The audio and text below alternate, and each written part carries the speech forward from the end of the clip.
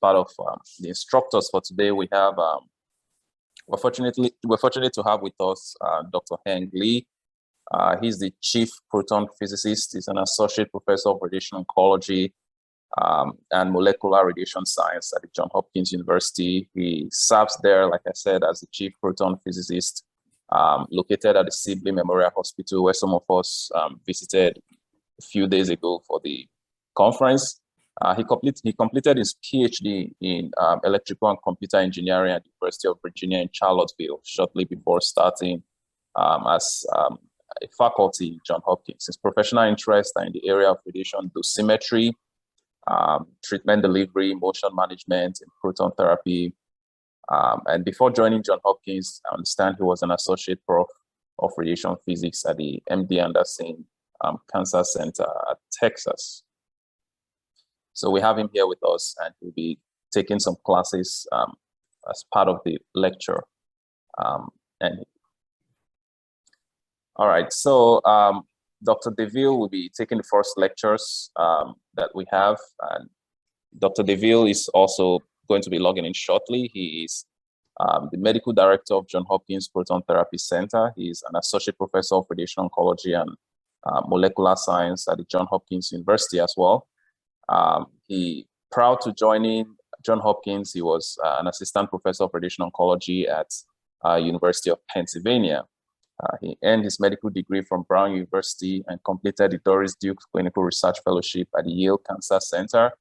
Did his transitional year in internal medicine at Harbor Hospital in Connecticut before he started radiation oncology residency at the University of Johns Hopkins.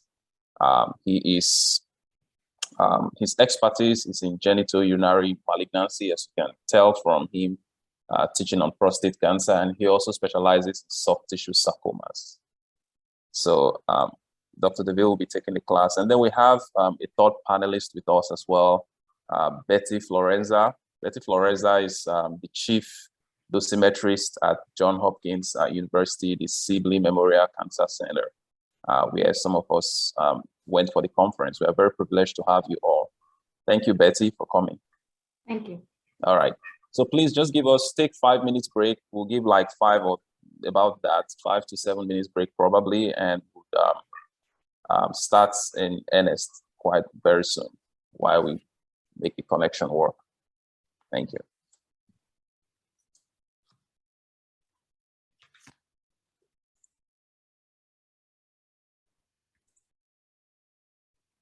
Meanwhile, participants who has just joined us, I suggest them to check the chat box, and they can see that there is like a pre-assessment that they need to fill. And also during the lectures, in case they have any question for the presenter, please, you can share your question on the chat box, and then we will collect them and either answer them at the end of each presentation or at the end of the whole session, which is planned to be for question and answers, a panel discussion.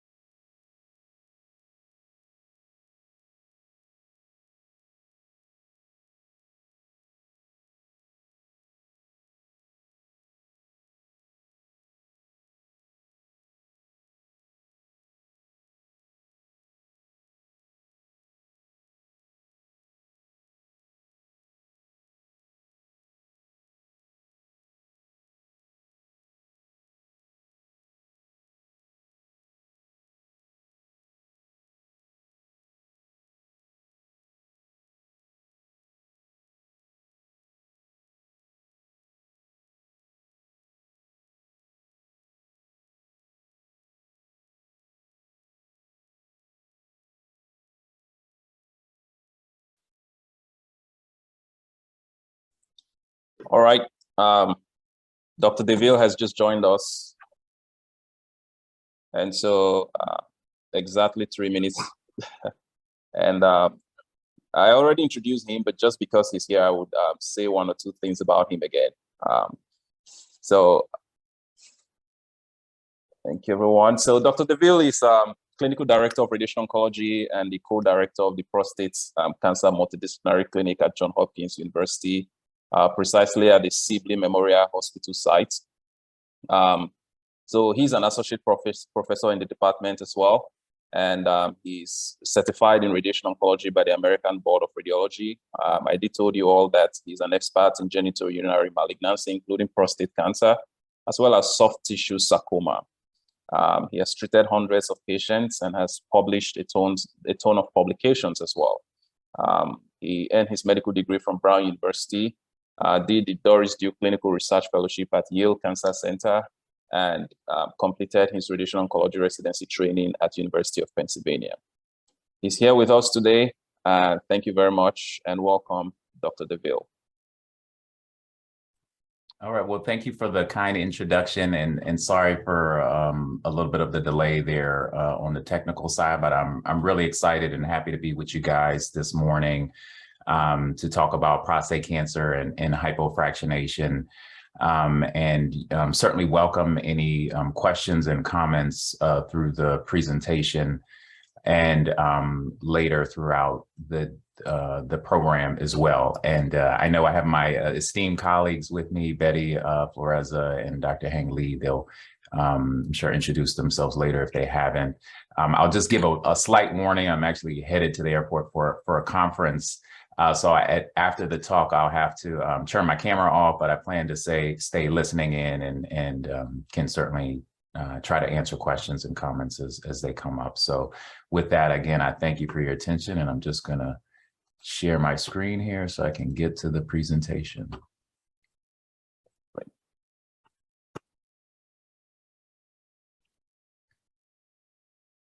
All right. Okay. Yep. So just in terms of an outline, I'll talk briefly about prostate cancer epidemiology and review the NCCN risk group stratification, and then we'll talk about a case or have a case to kind of set up our discussion and conversation here around hypofractionation. I'll present a lot of the clinical evidence and studies and trials to support the use of hypofractionation, and then delve into some of the treatment workflow and planning where my colleagues will then kind of pick up and take over. These are facts and figures from the American Cancer Society. So looking at the United States specifically, prostate cancer is the most common cancer in men. We have about 200,000 cases in the US per year, and it's the second leading cause of cancer death. You can see there with about 33,000 cases per year. Globally, that's about 1.4 million prostate cancer cases per year and about 375,000 deaths. So certainly a lot of people, a lot of individuals impacted. The average age is around 66 in the U.S., occurring, mostly in men in their 60s, and is quite rare under the age of 40.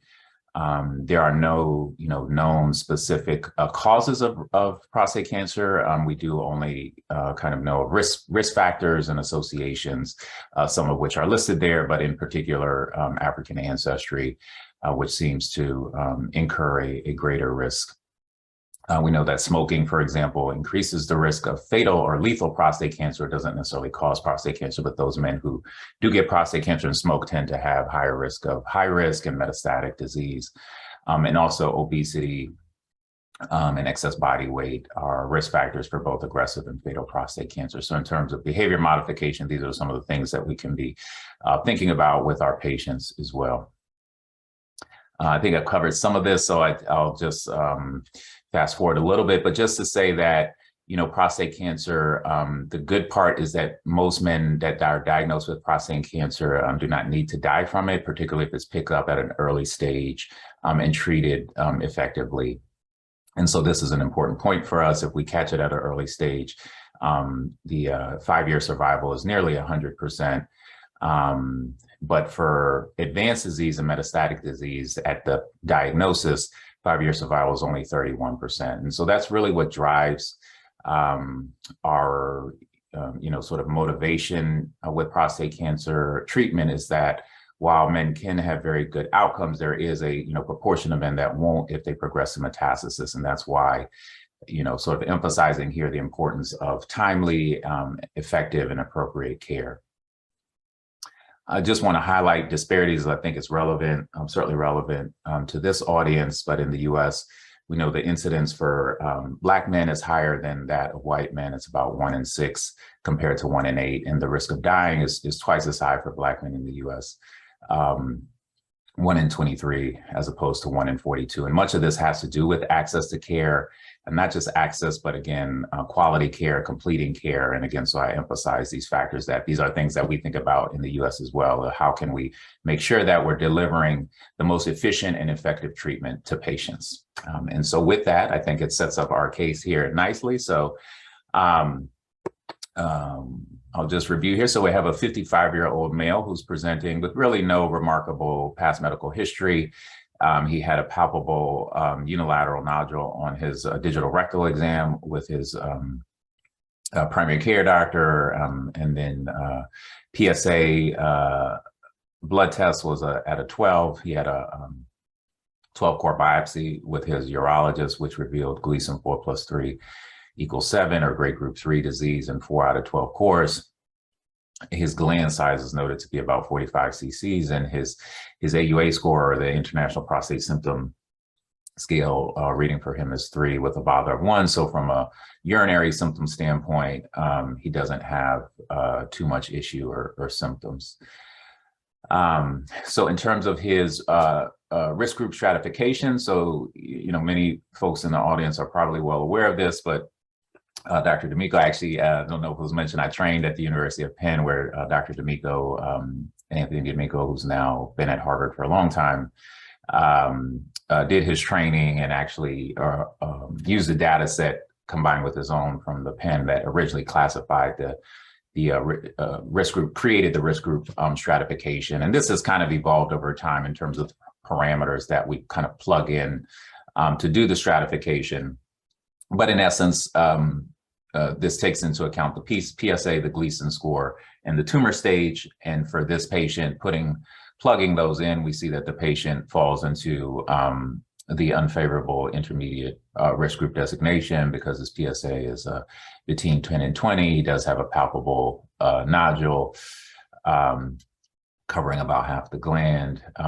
In this case, his cores are not they're less than half positive, but he already meets the criteria based on the grade group 3 and other factors. And so this will define his management. So I'll skip over kind of the imaging piece. We do generally do bone and soft tissue imaging for these patients. So they would have been had an MRI or a CAT scan, as well as a bone scan or a PSMA PET scan these days as an alternative. So he has no metastatic disease, so we'll proceed onward to treatment. And the NCCN guidelines, of course, are excellent in terms of stratifying the treatment options for these patients. I'm often referring patients to them. It's all free online. And there's a patient translated version. And so going through the algorithm here, we know that the patient has the options of surgery or radiation, or as I sometimes like to tell the patient, you can take the surgery road or you can take the radiation road, right? And both are equally effective at eliminating the cancer. And so let's say in our patient here, he is not interested in a surgical option. He very much is averse to surgery. And so we're gonna plan to treat him with radiation treatment here. And I'm going to focus on the external beam pathway. I'm not going to be talking about brachytherapy today, although it is an option, an alternative option, combined modality treatment as opposed to solo modality treatment with external beam radiation. I'm going to start off with radiation and dose, because again, our focus today is hypofractionation. The NCCN guideline has a nice table here. So I like to highlight this for the students and trainees. You can kind of see what are the dose regimens that have been, well studied in generally in large, prospective studies. It's interesting if you look at these over time in the NCC and the guidelines, they've actually changed the ordering. So conventional fractionation used to kind of be at the top. And so that's our conventional fractionation that we're used to, generally delivering somewhere around 70 to 80 gray in 1.8 to 2 gray fractions. So our traditional kind of 8 to 9 week course of daily radiation, Monday through Friday, daily radiation treatment. Over time, as we'll review the hypofractionation studies, as the evidence has increased in terms of the efficacy of these treatments, they actually list it now as preferred, meaning that we can, again, deliver and get through the treatment more efficiently without significant differences. And so the most common regimens reported that we'll talk about are the 3 gray times 20 fraction and the 2.5 gray times 28 fraction. And you can see across the risk groups which regimens are appropriate and have been studied in that setting. Ultra hypofractionation is also an option, stereotactic body radiation treatment. I won't be focusing much on that today as well, but does present an option for men, although we don't have randomized data comparing the two, certainly in large numbers of men, to say that whether one is a preferred option, but is on the kind of table of options available to men. So we're going to focus on the mild to moderate hypofractionation schemes.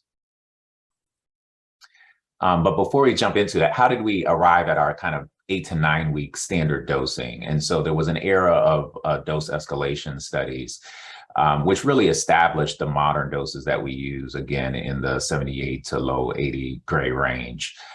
Began with mostly single institution studies and expanded on to larger cooperative group dose escalation studies. And ultimately, sorry, those are listed here, which compare generally in the range of kind of the high 60s to the high 70s kind of dosing.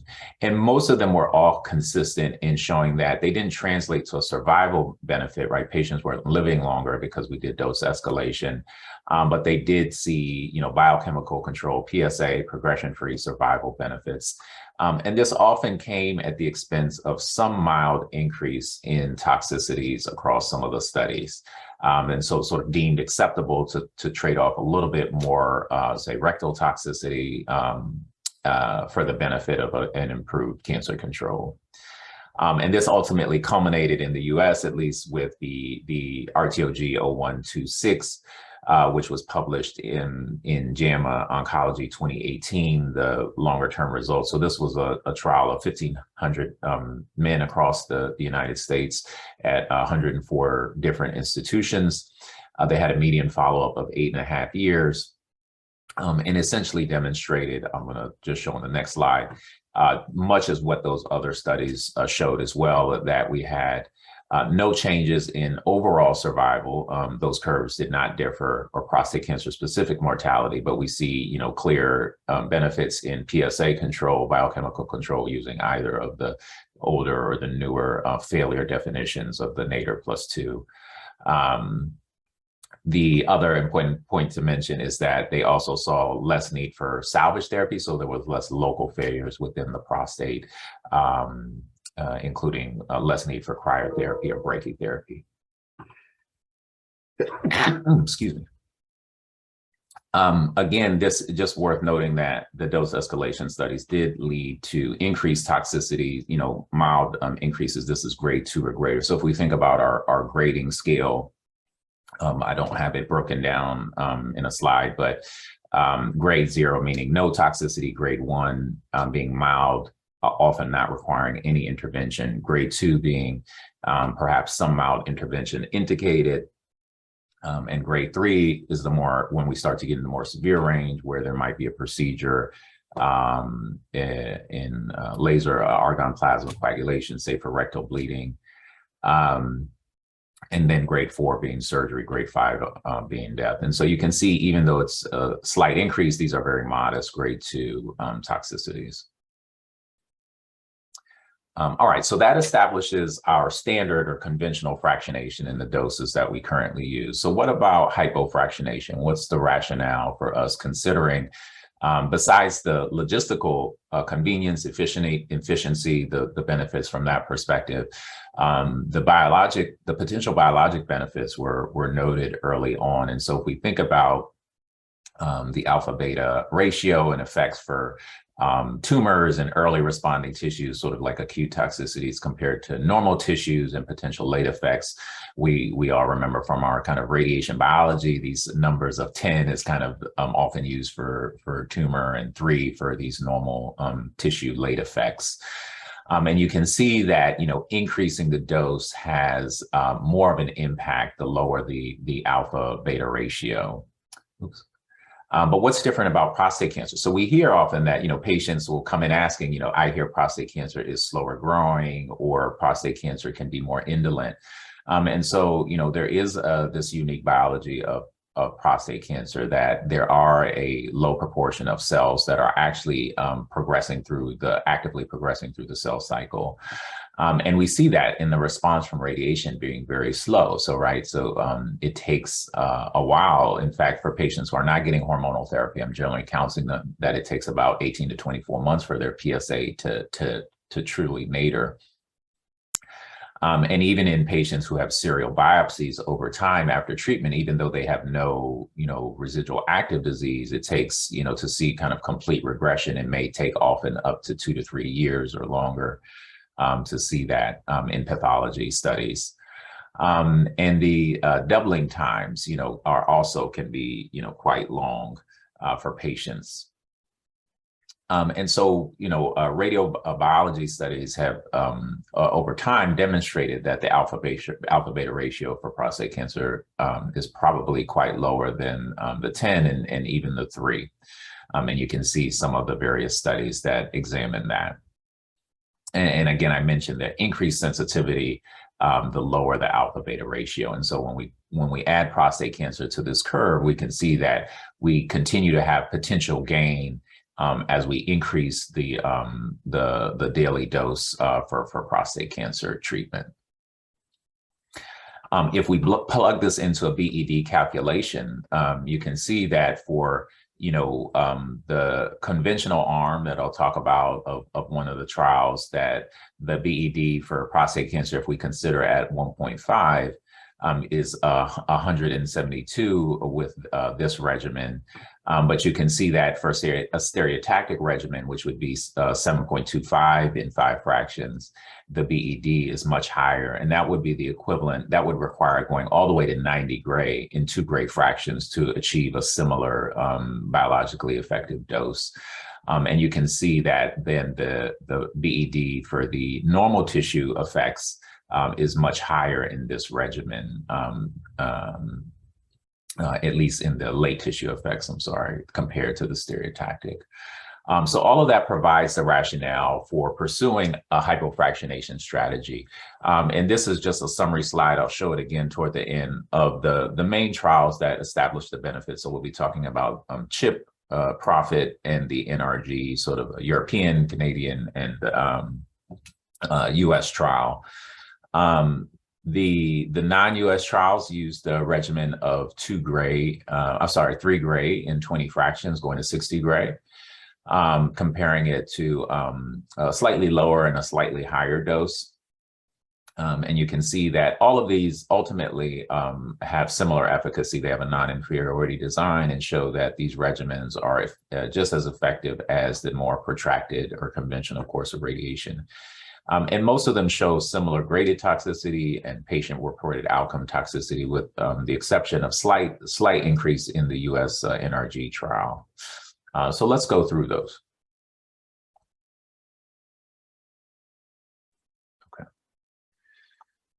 So the CHIP trial is the first trial that I'll mention, was published in the Lancet Oncology in 2016. It involved patients, again, across European centers in the UK, treated between 2002, 2011, over 3,000 patients. It was across all risk groups, but you can see that the majority were mostly in the intermediate risk group category, is largely where these moderate hypofractionation, the data that we'll have between the low and the intermediate risk. It did have 3D conformal and IMRT and some IGRT as well, but no pelvic nodal RT, which is going to be a theme, but we'll talk about that at the end, that there's still strategy to do dose painting to cover the pelvic nodes in higher risk patients. They did actually have 3 arms. So I mentioned the standard fractionation, 74 gray and 37 fractions.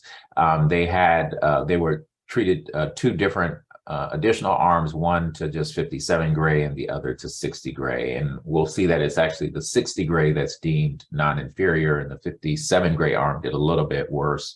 And so 60 gray is ultimately chosen as the appropriate standard. These patients did have some hormonal therapy preceding and during their radiation treatment. But you can see essentially here in the 3 curves, just what I was mentioning, the 74 gray and the 60 gray, really no difference in the biochemical failure-free survival, but slightly worse for the 57 gray arm. This just shows kind of the, although it's not significantly different, but looking across various groups, there was not really any particular groups that seemed to benefit more, although, you know, maybe for slightly older patients favoring the more accelerated course, and then for a more intermediate risk PSA level. They have some nice curves for treatment toxicity. So I've included this just because it gives us a reminder of how these patients are, tolerating our treatment. On the top panel is GI toxicity. On the bottom panel is GU toxicity. And so when looking at, so sorry, it's a little bit busy here, but grade 1 toxicities are at the top, grade 2 in the middle, and grade 3, obviously the most severe, are at the bottom. So we can see that, essentially it's a good thing that we're not seeing a significant increase in grade 3 toxicity for the hypofractionation, like the curves, really generally are all on top of each other. I think what we do see is that the time course of the symptoms, the onset tends to be a little bit sooner in the hypofractionated courses. And so that's not unexpected, but in terms of our symptom management with patients, when we're seeing them for their weekly treatment visits, we can kind of anticipate and be prepared for that. But good to see again that, we know that these are generally transient, they're sort of peaking during treatment and then improving over time. And so the authors concluded that the hypofractionated 60 gray arm was non-inferior to conventional fractionation, and they were quite strong in their statement that this should represent the new standard of care for external beam radiation in localized prostate cancer. All right, so what about the PROPHET trial? So this was the next trial that came out, was published in JCO in 2017.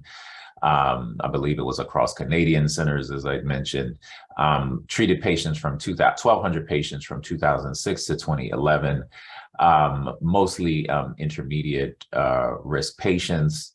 The standard arm is a little bit higher in terms of dosing. So what we're more used to, certainly within our practice, using 2 gray fractions at 78 gray and 39 fractions compared to 20 fractions to 60 gray. So again, the 3 gray fractionation scheme. And this cohort did not have hormonal therapy. And they similarly show that there are going to be no differences in biochemical failure. This essentially kind of shows what I mentioned, that, largely an intermediate risk cohort. This study does have the dose constraints that were used, that were recommended, I should say, in the study. And so we do have our own, which I don't have a slide for, but happy to share, with the group for those interested, our Hopkins kind of templated dose goals that include various parameters sort of combined from these different trials. And I'll show there's been some secondary analysis done for the CHIP trial that shows, some kind of updated recommendations that they have in terms of dose goals based on the treatment toxicities that were observed. But so for profit, again, very clearly, no difference in the 78 versus 60 gray. So patients doing equally well, whether they got the accelerated or the protracted, so 4 weeks versus 8 weeks of treatment. In terms of treatment toxicity, I think, at the sort of big picture, they say they didn't really see any major differences in treatment toxicities and side effects. In terms of graded toxicity, there was some, very minor that did reach statistical significance in terms of differences, specifically for acute grade 2 toxicity in the hypofractionated arm, but they actually saw slightly higher grade 2 toxicity in the conventional arm. And so to some extent, these may kind of wash out a little bit in terms of our thinking. But again, these are modest, again, grade 2, not in the severe category range. And so the authors of this trial similarly concluded that the hypofractionated regimen was not inferior and was not associated with significant changes in toxicity. And they don't state it as strongly as the first set of authors, but do say that hypofractionated regimen should be considered for intermediate risk prostate cancer, particularly considering the convenience for the patient. All right, and then the last major trial I was going to cover here is the RTOG 0415. So this was the U.S. contribution, large cooperative group, multi-institutional trial of over 1,100 patients. This was actually all low-risk patients who, we don't treat as much, really at these days using active surveillance, active monitoring strategies, but certainly some with higher volume or very young patients who are not interested in a surveillance protocol. But this looked at conventional fractionation, 1.8 gray to 73.8 gray. So in 41 fractions compared to the hypofractionated 70 gray and 2.5 gray fractions over 28 fractions. So I'll generally say, we have a lot of experience in the US, tend to have used more of the 28 fraction regimen, more simply because that's how the trials were designed. And in particular, during the COVID era, we, I think, started moving more and more often to using the 20 fraction, the 3 gray regimens of the CHIP and PROFIT, and being cognizant of wanting to get patients through treatment as fast as possible. But do, again, have a broad, long experience with this moderate hypofractionation dosing in 2.5 gray. And so this study, sorry, I forgot to mention, was published in the JCO also in 2016. And this showed that, again, it met its non-inferiority design criteria, and the 5-year disease-free survival rate was very similar for both groups at 86 versus 85%.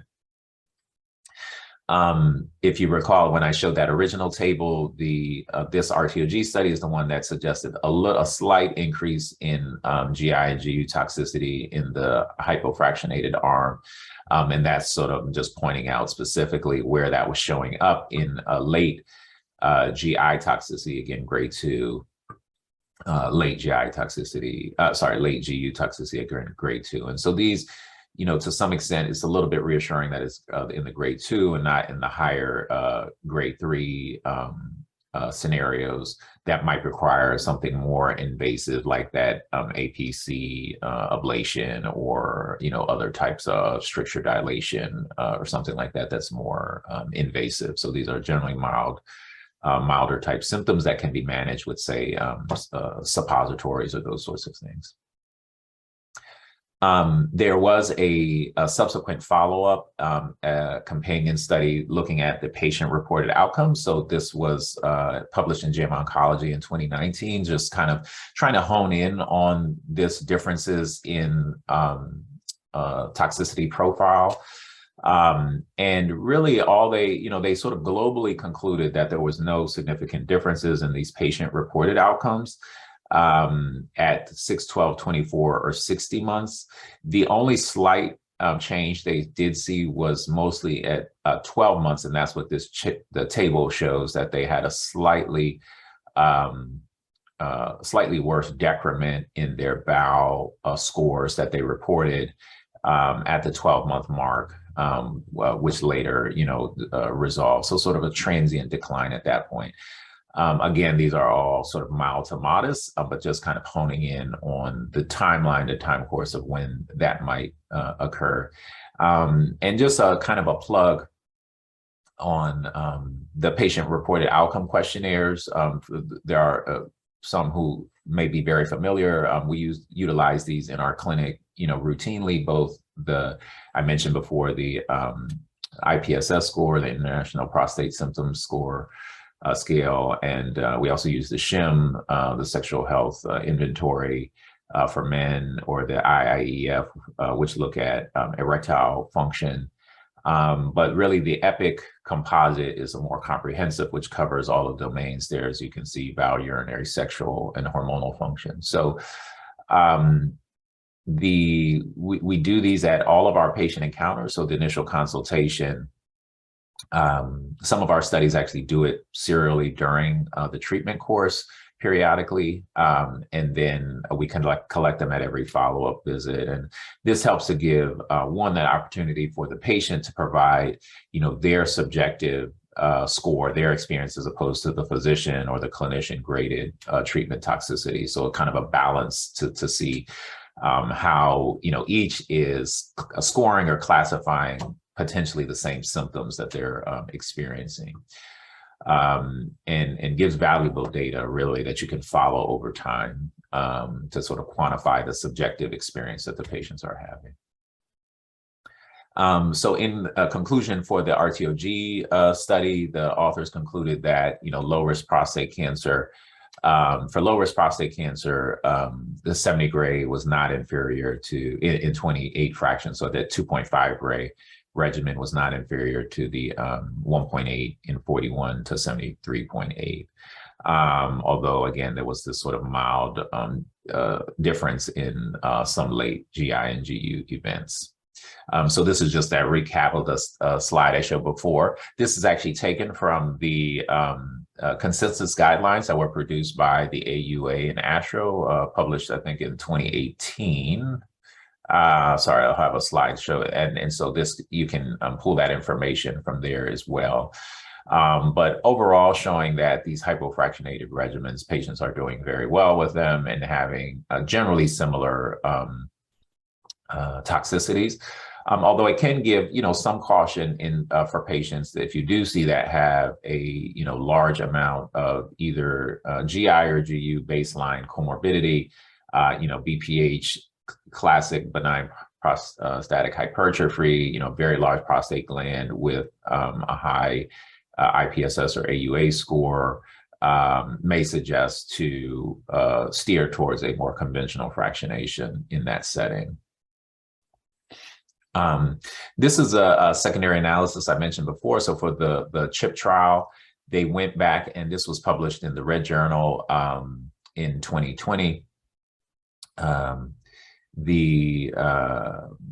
They actually saw, so they looked at the treatment toxicity, have some great figures there. So I encourage folks to take a look at that. But what they ended up doing was providing, updated recommendations on the dose volume constraints that can be utilized based on the treatment toxicities that were observed. So you can see kind of their spread of DVH curves, but what the kind of new dose constraints that they advised along that curve in order to really drive down and minimize the risk of treatment toxicities.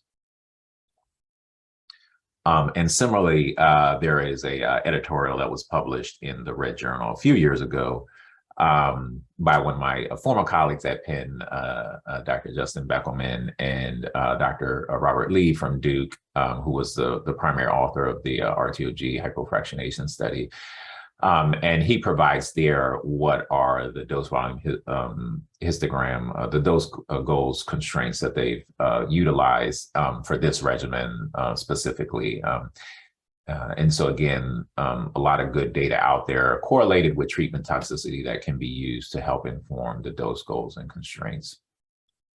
So all of these studies ultimately, culminated, as I mentioned, in the derivation of consensus guidelines. And so this was actually a collaboration between ASTRO, ASCO, and the AUA. Providing the evidence-based guideline, and it's a long report. They have a summary and kind of the detailed version, and I'm just really pulling out the recommendations on when hypofractionation should be offered, and essentially both categories, as we just went through in the studies for low risk and intermediate risk, can be routinely offered. You can see there was 100% consensus. And in some of the other parameters, definitely not strong or high or consensus of 100%. So these truly are the strongest recommendations that we can make. And it's much as it showed the NCCN guideline now lists the moderate hypofractionation as the preferred regimens, we do offer these to our patients as the standard of care, the preferred regimens as well. And I should say most folks know the U.S. has a complicated and interesting healthcare system. So I'll say our insurers are also kind of expecting and demanding of us that we have to sort of justify when we are not using a moderate hypofractionation regimen, why that is. And as I mentioned before, tend to be with the in relation to the comorbidity or concerns with comorbidities. All right, so that was hopefully a detailed explanation of hypofractionation. We're still we want to get our patient through treatment, and so we've defined our dose regimen that we're going to use between the 20 fraction or 28 fraction, but certainly fine to use the 20 fraction regimen, 3 gray per day. This patient did have unfavorable intermediate risk disease, so I just didn't want to skip or omit the hormonal therapy, but so just mention that we would also offer this patient a short course of hormones for his intermediate risk disease. Of course, the long course reserved for high-risk patients.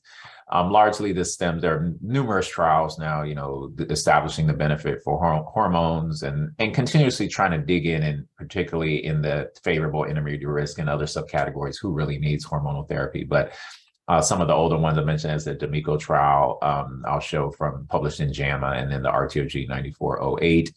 I kind of skip over, it's not the focus of this conversation, but, various types of hormonal agents that we have available to us to essentially deprive the body of the male androgen hormone testosterone. It's becoming a little bit more controversial as to whether we truly need a neoadjuvant window with the hormonal therapy. I know Dan Spratt and some others have published some data more recently demonstrating a lack of benefit to the neoadjuvant, but there is some preclinical data that shows, and other trials that have shown a benefit to having a neoadjuvant window where you start the hormonal therapy first. It's working, for the patient, and you bring them back say 2 months later to begin the actual radiation course, a month or 2 later to begin the radiation course. But we know the hormonal therapy ultimately is providing a survival benefit to these patients, along with other, disease-specific and biochemical improvements. The D'Amico or Harvard trial used 6 months of hormonal therapy, demonstrating a benefit. And so some groups tend to prefer that. The RTOG 9408 used 4 months of hormonal therapy. And so that tends to be a preference for some groups as well. And certainly for those patients I see that are kind of expressing, they want to minimize their exposure to hormonal therapy, we'll steer towards that 4 month as the minimum dosage. And you can see here in that trial 9408 that was published some time ago, but really demonstrating, particularly in the intermediate risk group, the benefit of the addition of 4 months of hormonal therapy. All right. Now, of course, and it's important to note similarly in the conversation that this needs to be balanced with men that have significant comorbidities from, say, a cardiovascular or metabolic effect. with a severe past history, we certainly work with their cardiologist to determine the kind of relative risks. Okay, so our patient started his hormonal therapy. We know our radiation doses that we want to use, so we're ready to proceed on to our simulation process. But just before we get to our simulation process, we will often consider using fiducials and hydrogel with or without a hydrogel placement. I should say these are not required. We can certainly treat the patient without. And similarly, if they have other comorbidities, have been on blood thinners or considerable risk with that, or may have had complications from their biopsy or other things, we may have a low threshold to omit them and simply use that in consideration to how we delineate our margins and what sort of image guidance we use during treatment. Just a word on the SpaceOAR hydrogel, kind of a lot of images. I just want to pack it in on one slide. More and more groups are using the hydrogel. Actually, Johns Hopkins participated in the original trial that led to FDA approval in the US of the hydrogel SpaceOAR. This is not that original trial, but this is the update that was published a year or two after the original trial. You can see the benefit of the spacer here. This is an MRI image, T2 weighted MRI image of the placement of the spacer. This is sort of a perfect placement. They don't always look, so perfect, of course, but under ultrasound guidance, this can be done often by a variety of practitioners. Radiation oncologists themselves or urologists may also perform the procedure, essentially finding the plane between the prostate and the rectum and injecting the hydrogel material, which creates, some spacing between the prostate and the rectum. And you can see here, they demonstrate that you're able to drive down the DVH, particularly in the higher dose region, to reduce that DVH exposure. Again, this is a trade-off, is that it's an invasive procedure, which itself may introduce some local irritation or potential complication. The hydrogel stays in place for about 3 months, and then it starts to resolve, and it's gone by 6 months, as you can see in the image here. In the study, they show, they actually saw some benefit for GU toxicity as well, which may not be as clear why, but they show a benefit in both grade 1 and grade 2 rectal toxicity. And these, again, are quite low. So, I sometimes emphasize to patients that there's a small incremental differences and not as dramatic as one may think. And so if they are not candidates for the hydrogel and sort of think they're missing out, I'm sort of emphasizing that it's actually not that great a difference when you look at the benefits that we're seeing, specifically are grade 1 and really small for grade 2. And the FDA trial, the original study, only included men in the low and intermediate risk group, no hormonal therapy, and they actually had to have could not have greater than half their course positive, I believe, and obviously no concern for posterior extension on the MRI. So really was done in a very early stage cohort and not more advanced disease like high risk or locally advanced patients. So it really was sort of a narrow approval and indication, even though there are a lot more patients now that might be offered it. Okay, so in the patient, so if we did place the fiducials in hydrogel, and next we proceed on to our CT simulation process, we do have access to MR simulation and MR scanner. So I'll show some images from that as well that can help with the contour delineation. In terms of our prep and how we have patients come, they are instructed to present with a full bladder and an empty rectum, and I say that quite easily. Our nurses worked nurses work very closely with the patients. We have some instructions that we, written instructions that we give to them, and they also call them a few days ahead of time just to make sure that they're clear in trying to, really make the simulation an effective session. We find that if we don't do that, it's sort of dealer's choice in terms of how they're gonna show up. But in terms of full bladder, we tend to have them drink 16 to 24 ounces of water 30 minutes prior to their table time and hold it. Of course, prior to that, we want them to have had a bowel movement, ideally within 1 to 4 hours prior to their table time. But in some men, I tell them if they, tend to move their bowels with regularity, which on average tends to be younger men compared to older men, they should be fine. So it's really, in the upfront consultation and pre-simulation period, having good conversation. Again, our nursing team does this very well to try to assess their baseline. And if you have a patient that says, I only move my bowels every 3 days, or they're very sporadic, I go once or twice a week, that's someone you're going to have to work earlier on with, and might recommend some stool softeners or mild laxative things to help them going with more regularity. And just because we know I'm not showing it, I don't have a slide to show you, but that the rectal distension obviously is going to cause more exposure to the rectum and increase or worsen your DVH for your rectum. And also it's going to be inconsistent during treatment. And so we know that excess stool and gas during the simulation tends to increase both interfraction and intrafraction motion. And so you have a harder daily setup. Not only are you exposing your rectum to more radiation each day, and potentially, kind of missing your prostate or not targeting your prostate as well or as easily as you'd like. But it's also going to be a harder setup, every day for the therapist, because the patient has a lot of stool or gas and those sorts of things.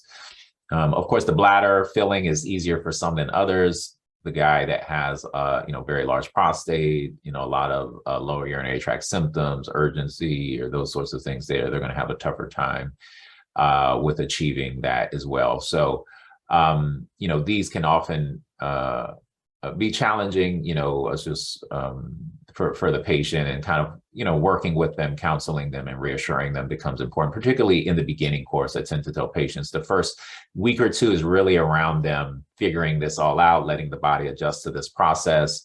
And then when they can feel like they've really mastered it, they're getting in and out for treatment effectively. And so to some extent, it's just kind of holding their hand and getting them through that initial period until they have mastered it. In terms of patient immobilization, I won't talk too much about this because I know my colleague Betty will. But just to say that, because patients are often asking, are you going to make a mold or a bag? And we actually do not use those anymore. We use just the cushions, and these actually have been studied and shown to have, one, having some immobilization is important to simplify the daily setup process.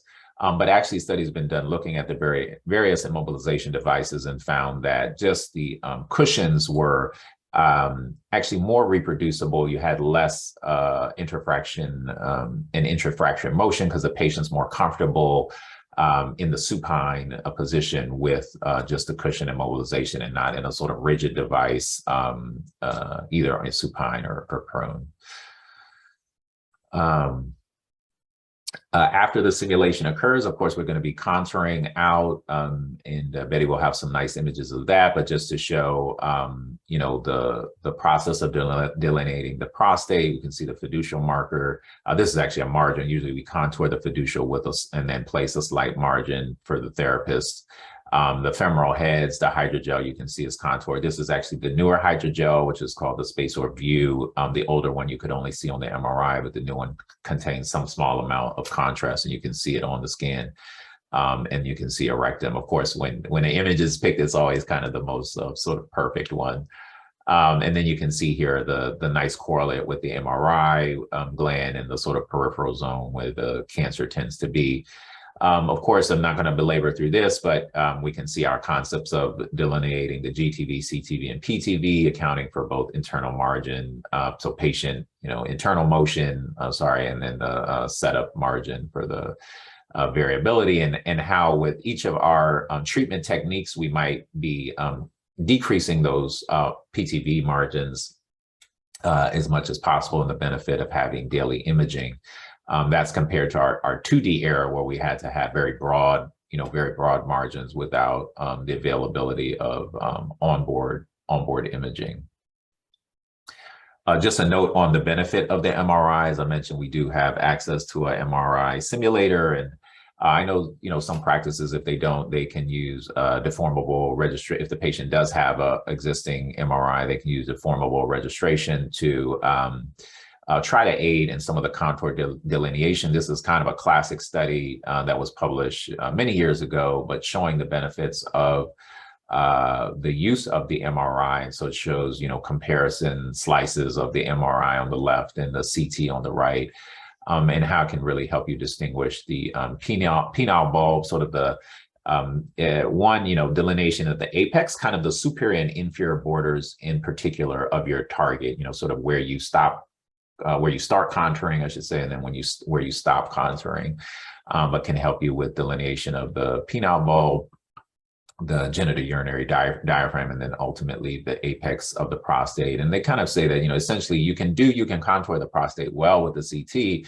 It just tends to overestimate, the size of the gland when you're using the CT by itself. And so you're exposing a broader area. And some may have seen, I'm not going to show it or even talk about it, but some of the new data coming out for the MRI Linax, essentially this is the benefit in that you have a more precise contouring, and they're able to show that there's some suggestion that you're decreasing the treatment toxicity by doing that, by having a more kind of precise contour.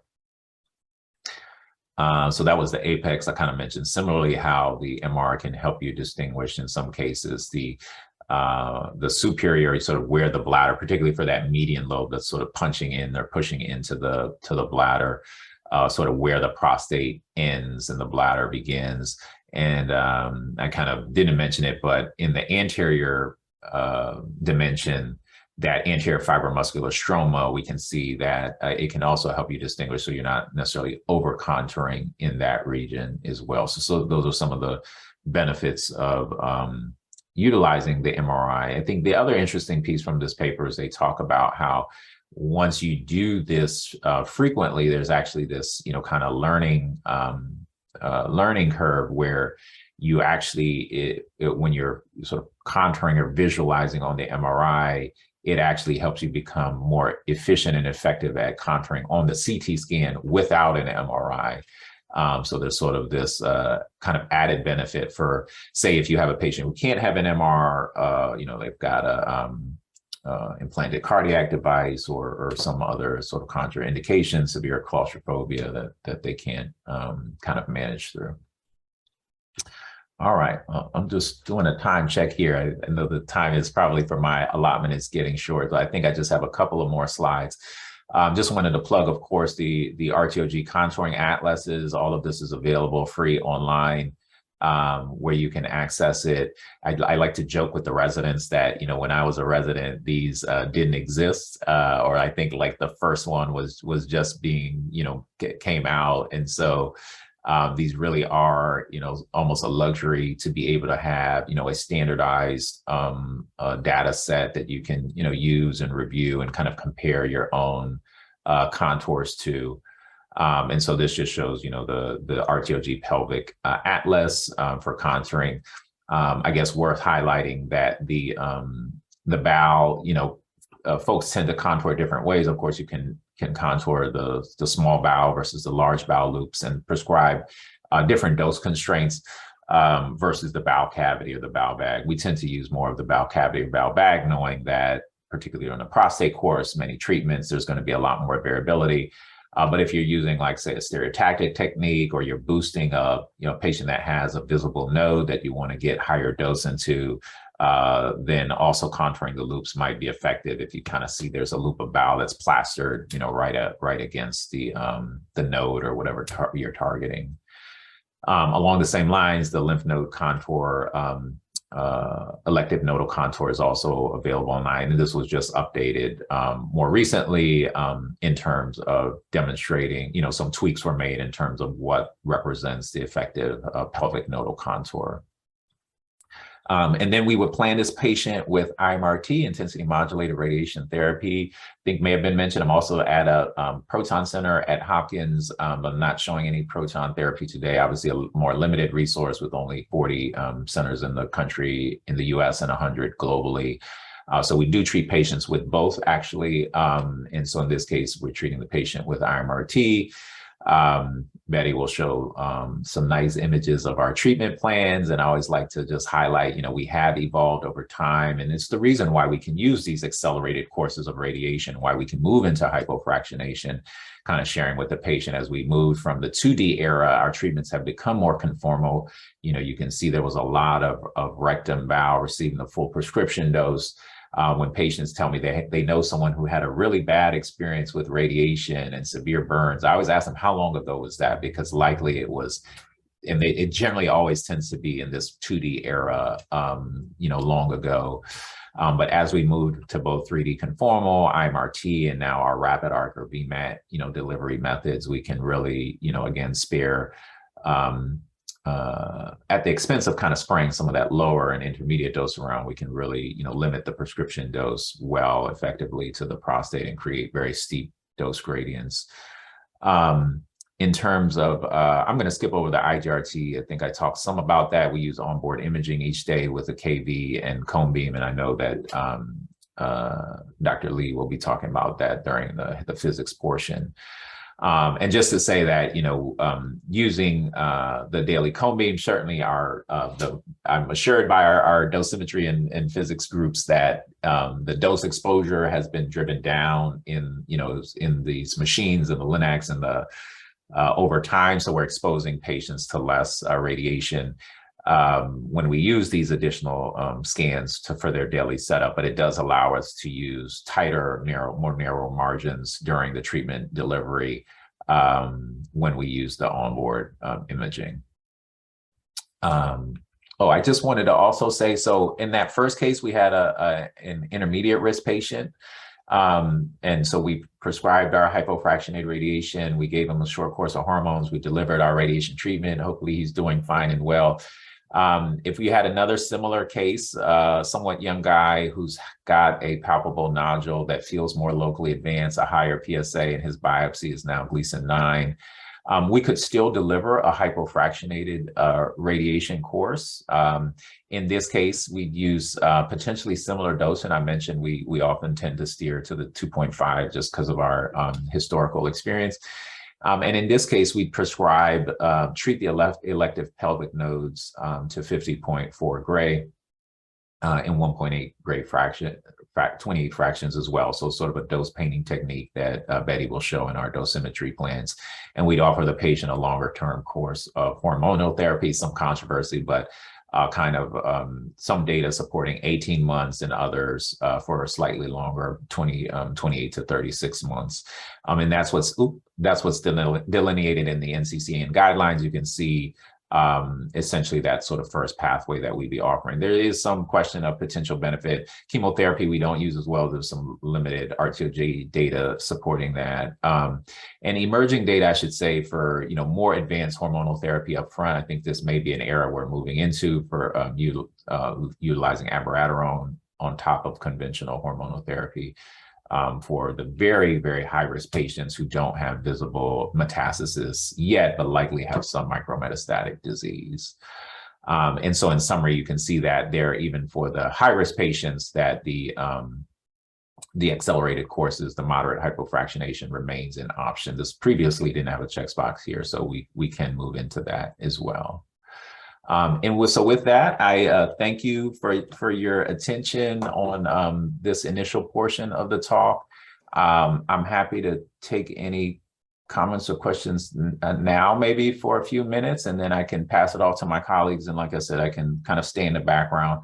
I think if there's any questions that come in through the chat or the Q&A, I can also kind of respond through there. If we need to kind of move on to the next talk, I'm happy to kind of write some responses. Yeah, sounds great. So the floor is open for questions for anyone with questions. You can type your questions on the, I know most of us are muted because of the background noise, but you can type your question on the on the charts, and Dr. DeVille will see that immediately. I don't have any question for now from the chart, but just throw it in if you.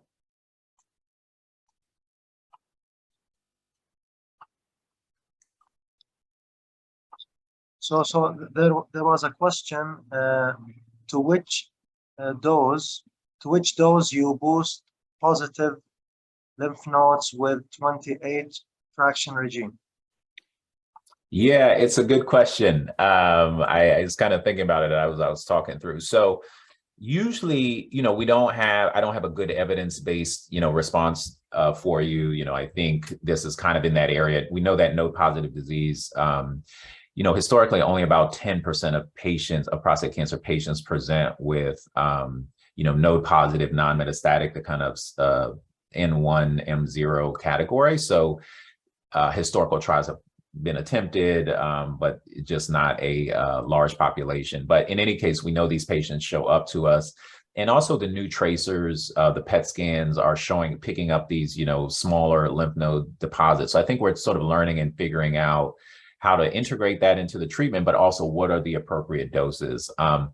My classic training, Penn was a place, I trained at University of Penn, was a place that did treat node positive patients. And we tried to, push the elective nodal dose to the 50.4 and boost the gross nodes up to 66 gray. So that's in 1.8 or 2 gray fractions, but would kind of back off based on dose tolerance. So again, like if you have that bowel that's plastered right up against, now if it's large bowel versus small bowel, that will also sort of determine. So I usually try to get at least the BED equivalent of 60 gray, anywhere between 60 and 60 gray, but sort of backing off depending on whether it's how close the bowel is and whether it's a large versus a small bowel.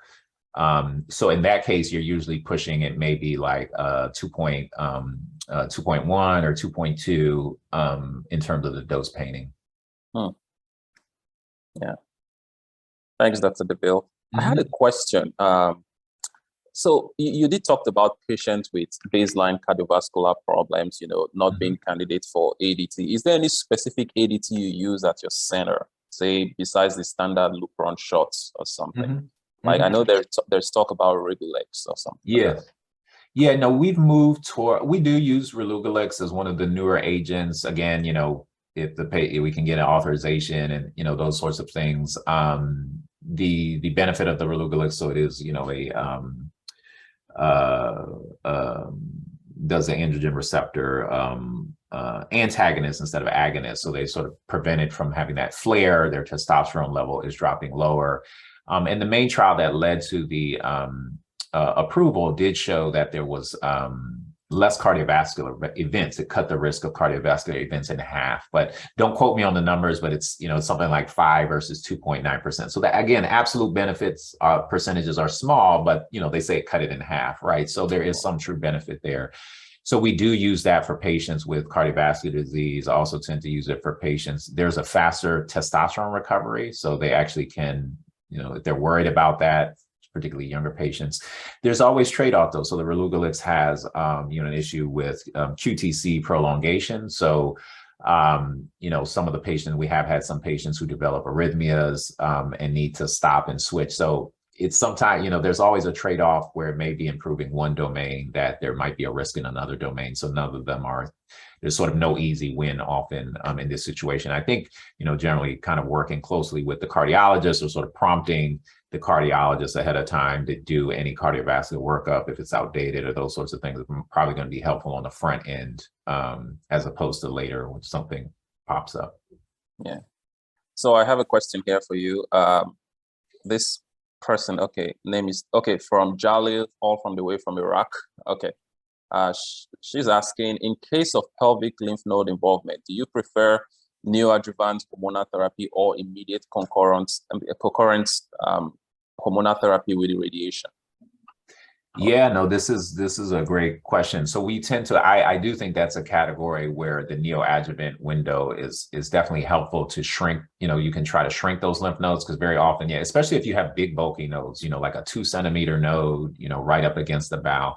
And those lymph nodes will, again, if there are prostate cancer involved, they'll tend to shrink over time. In fact, many groups, many studies, although it's controversial, will use that as a marker, a determinant of like whether that's true involvement or not. And they're sort of measuring how much shrinkage you're getting. So definitely the neoadjuvant window. Similarly, for men with very large prostates, gland size 150 cc's, 120 cc's, using that neoadjuvant window and actually extending it, beyond 2 months to 3 months or even 4 months to really maximize the shrinkage. There's data from prior trials comparing, 4 months of neoadjuvant to 8 months of neoadjuvant, showing no differences, so you're not, because some patients get worried, if we're prolonging the radiation, are they going to have a worse outcome? And so there's data supporting that there's not a worse outcome. Of course, you can monitor the PSA response and ensure that their PSA is dropping appropriately, because every once in a while there's someone with, very, very high risk disease whose PSA is not dropping, or may even be, they have some early castrate resistance. So you don't want to miss that as well if you're doing a prolonged neoadjuvant course. Thank you. Saba, a question from Saba. How do you monitor the full bladder and empty rectum before treatment? Okay, sorry, say that again. Says, how do you monitor full bladder and empty bowel before treatment? I guess this is from a setting where people don't have image guidance of some sort. Yeah, no, it's a good question. And actually, many folks have tried to streamline, find methods to streamline in the clinic ways so that you can sort of figure it out ahead of time before the patient is on the table. I don't have the easy answer, unfortunately. I think that's something our, kind of our very niche, area in radiation oncology is trying to solve. There's actually a nice Dutch paper. I think I'll try to dig it up and can send it in the email so you guys can share with a group, where they looked at, people have tried to incorporate bladder scanners, so if you have access to just a simple bladder scanner, so that you can do a pre-assessment of how full the bladder's patient is, and if that is sort of enough or some threshold to then take them to the treatment room. We did try that at Penn. We didn't publish it, but we didn't have a good correlation between the bladder scanner reader and the cone beam CT, actual measurement. So we didn't end up going that way. But there are clinics that have reported on it and found it, a useful means to do that. On a sort of practical level, our therapists are good about, we do give some guidance to the patient for the bladder filling, specifically that, they give them feedback. And so we have onboard imaging, but they should have some sense of having the bladder is full, right? Like they should have some sense that they need to urinate. If they're walking into the room with absolutely no feeling that they need to urinate, then their bladder is probably not going to be full enough.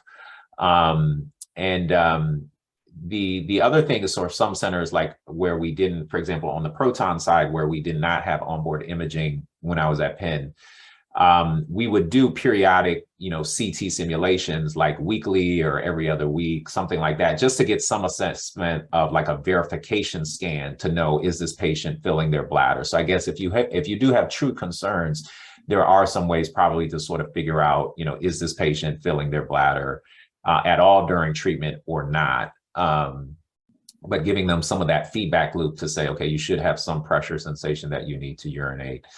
And then on the bowel side, similarly, they do need to be, so in terms of scans and stuff, there's not going to be an easy solution there, but, understand with the patient, are they, kind of characterizing their bowel movements? Do they feel like they're emptying it? Are they going at least once in a 24-hour period? When they do go, do they feel like they've had a full bowel movement? Are they having sort of small, frequent, interrupted movements? So that will give some sense. I think at the end of the day, I think it's also important to, because patients can get very frustrated with this, and there is actually not good data correlating for the bladder filling. We know that the DVHs for the bladder do not correlate well to late toxicity, acute and late toxicity for patients. They're sort of can be all over the place in various studies. So, on the one hand, we sort of have to balance getting the patient through treatment versus trying to over perfect a full bladder when it's not clear that that truly correlates with severe late, say radiation cystitis. And similarly for the rectum, I mean, we do have a little bit better data that, rectal distension increases, intrafracture motion, that increases late rectal toxicity, the high dose exposure. So, I think with some of this, there's always a balance of getting the person through treatment, but also trying to manage the daily prep and process. Thank you. A question from Sabosh. I'm sure I'm not pronouncing that name right, but please forgive me. He says, without imaging, when do you know to give nodal irradiation prophylactically, even with imaging? I mean, at what cutoff from, say, a nomogram or whatever formula you use to derive nodal involvement, the risk? Yeah, so we would treat, all high-risk patients. So there are, I think, various nomograms, as was mentioned, that you can use. High-risk patients with that Gleason 8 to 10, PSA 20 or above, but using one like the Roche equation or those sorts of things. And so, it is a little bit controversial. I think I actually had one slide that then I took out, but it was the first one there. There's a whole history of, whether pelvic nodal radiation is beneficial or not, that tried to test this specifically. I think, ultimately in the US, we're waiting for, Dr. Mac Roach's RTOG 0924, which would be published soon, to see if there's a benefit in the kind of the modern setting. Of course, there's a recent India study out of Tata Memorial, which showed that whole pelvis, pelvic nodal irradiation did improve PSA control. So, in the high-risk patients, if you're doing, there are, of course, 2D techniques, but if you're doing, CT-based planning, we use the pelvic nodal contour, and you may pick those up in your simulation itself, seeing some suspicious nodes. Again, the question there becomes, do you boost them or not? But that would be, I think, hopefully I'm answering that question. Yeah. I apologize. I just actually need to run to the airport, but so if I can answer the questions in the chat. So if you give me like a 5 or 10 minute break, I'll log back in, and some of the questions that were there, I'll provide responses to.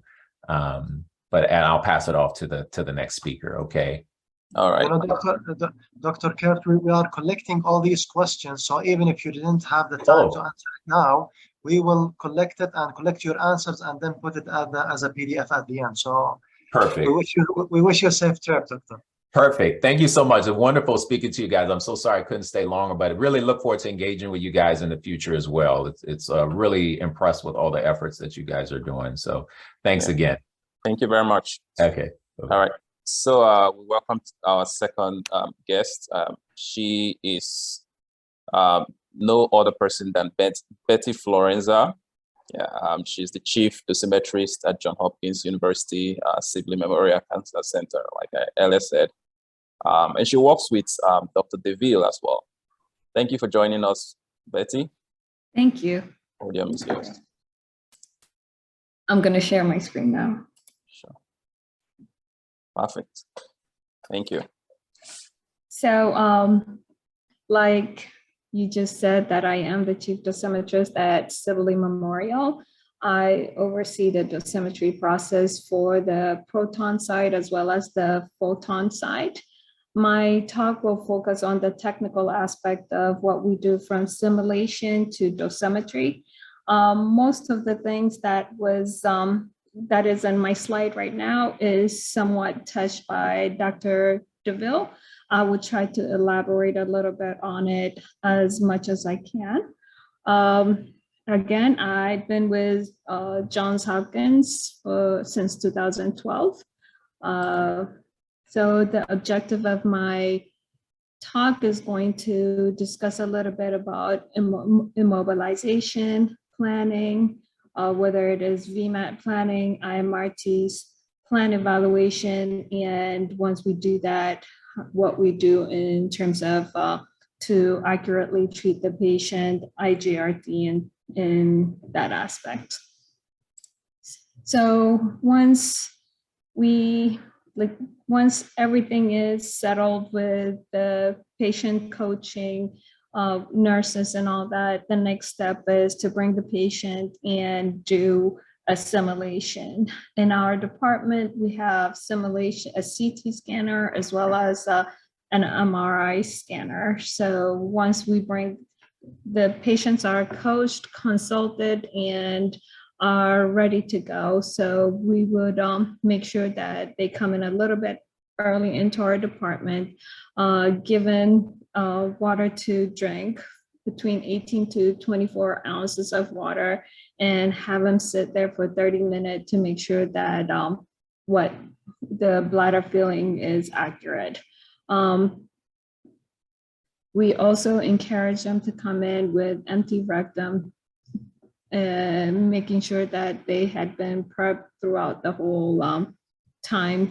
They understand to have very empty bladder, empty rectum and full bladder. We set them up into a supine position, pillow under the head, arm on the chest. This is pretty much what we do in our department for all our prostate patients. We index where their leg is. So each and every patient would have different indexing point depending on how tall they are. Betty, sorry for interrupting. Do you want to use a full screen? Oh, sorry.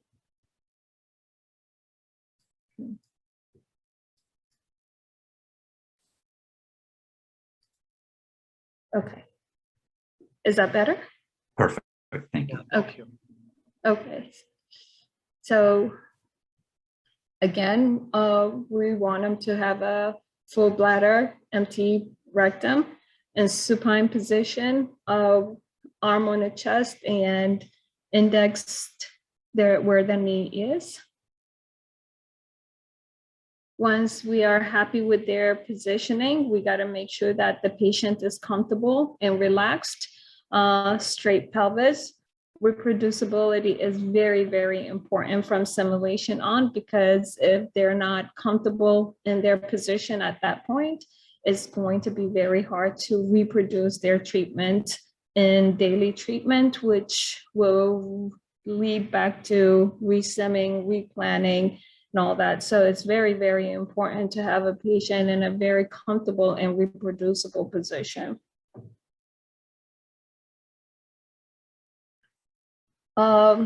So once we accomplish that, patient is comfortable and ready, we'll do a scout scanning, and that would allow us to check their bladder as well as their rectum. If a patient bladder is too full to the point where they're not able to hold their urine, we'll let the patient get up and relieve themselves a little bit, and we scan them to make sure that they are comfortable again. Our scanning is 2 millimeter slice. And we also have our doctor review the rectum feeling and the bladder feeling and the rectum emptiness. And if they are happy with it, we'll go ahead and set our isocenter. This is an image to show you where we usually set our isocenter. We have a lateral BVs and an AP BVs. This helps us to level the patient. 99% of the time for prostate, this is where we would have our isocenter. If the doctor decides to treat a longer lymph node pelvic area, and if our isocenter is too low, we might have to shift. However, this is where our isocenter is set from the get-go, and we always have to BB those and make sure that patient is tattooed at this level, because this is the reference point for treatment purposes. So once our patient is scanned, our treatment planning process would start. We import our DICOM image, and in Johns Hopkins, we use Pinnacle as well as RayStation for treatment planning station. Currently, we're in a process of changing all our treatment plan to RayStation, and we import our SIM images into our treatment planning system. And we also import the isocenter and localize to the isocenter so we can give the therapist the accurate shift if there's any. At that point, we'll go ahead and start our contouring process. Dosimetrists usually contour all the OARs and before we pass it on to our doctor. These are the targets are always contoured by our physicians. Dr. DeVille, for example, will contour the prostate, the seminal vesicles, and involve lymph nodes. He will create his CTVs and PTVs. We as a dosimetrist will go ahead and create the rectum, bladder, sigmoid, small bowels usually, bowel period, does get created by us, however, it gets edited by our physician.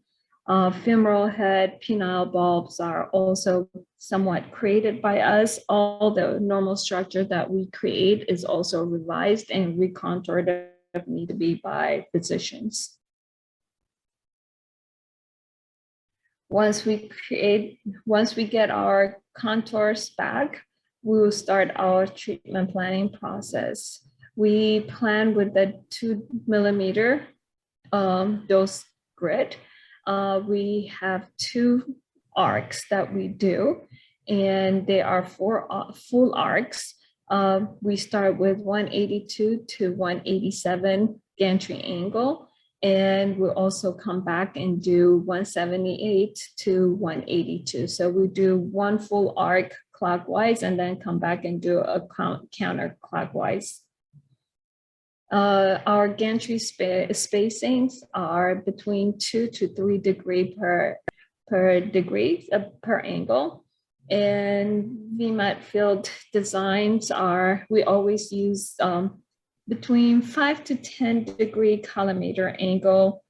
So for example, when I do my planning, I start out with 182 to 187 gantry angle, and then 10 degree collimator, and then come back and do a counterclockwise 178 to 182 with 350 collimator counterclockwise.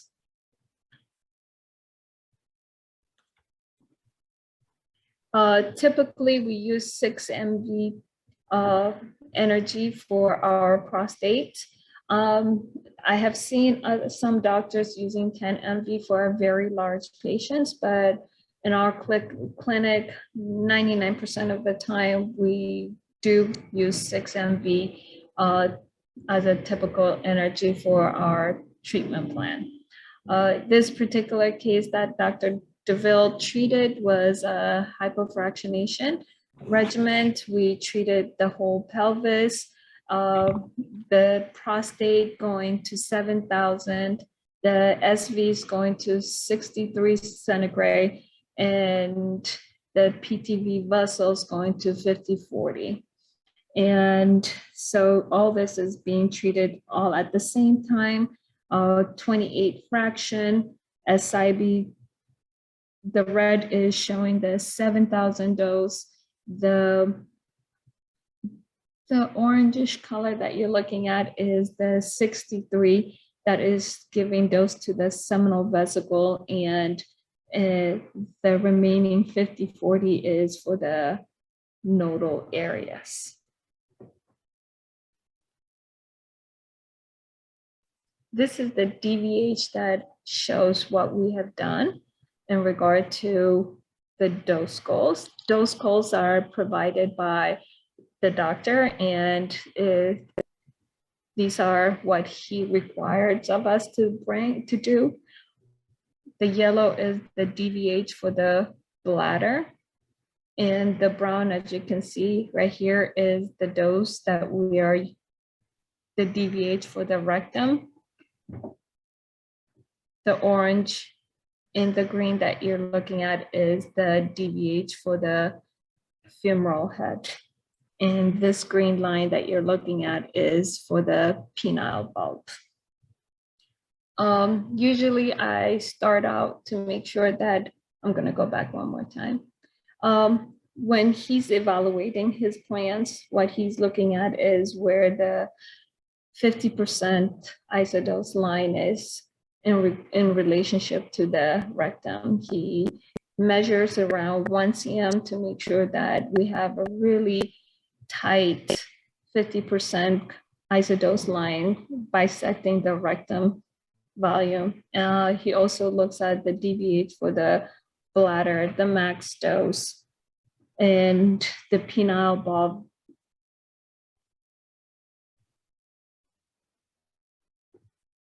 Just to stay a little bit in here, as you can see, the D90 is getting 288 per rectum.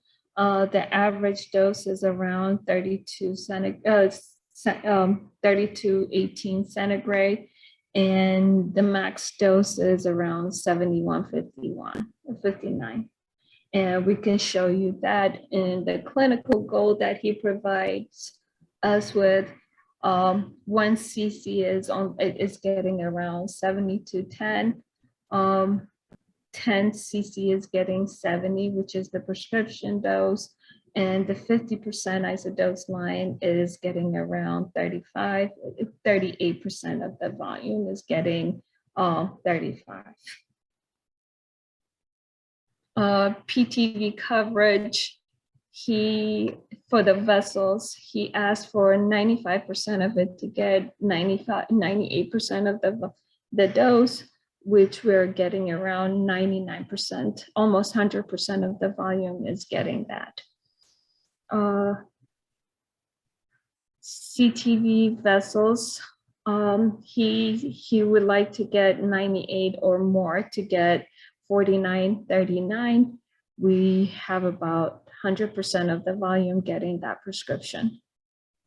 These are what the coverage looks like. These clinical goals are provided to us by the physician, and we will try to do better or equal to what they prescribed. Bladder clinical goals all met in this particular cases. Bowel cavity. This was a little challenging because the bowel was very close to the high dose area.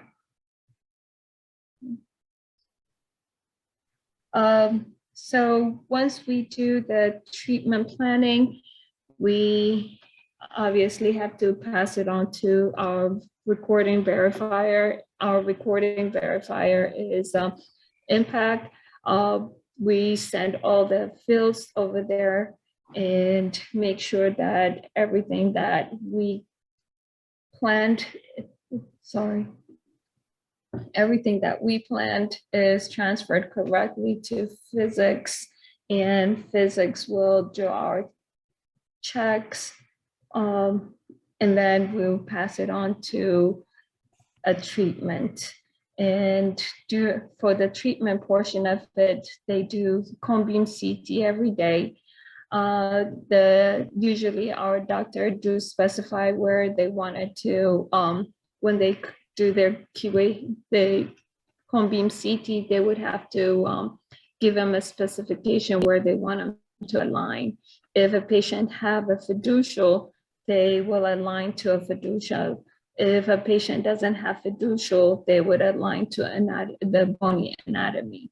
And a lot of the times when we do pelvic patient, they do align to the fiducial. However, they're also aligned to the bony anatomy. If we're treating a small prostate fields, we would align to the fiducial.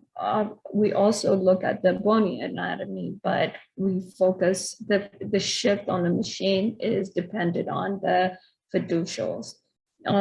Also during the cone beam CT, they check the bladder filling and the rectum. The bladder filling should always match to what we had simulated. And if during the treatment, if they notice that the bladder is not as full or too full, they would have to ask the patient to either wait a little bit or have them drink a little bit more, or if the rectum is empty, if too full, they would ask them to relieve themselves and come back to make sure that we are consistent between simulation to what we're treating on the machine.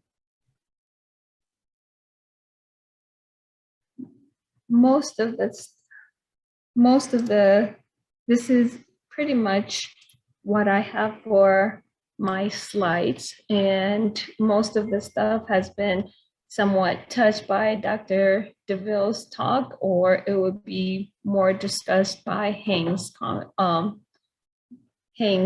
talk. Is there any questions for me?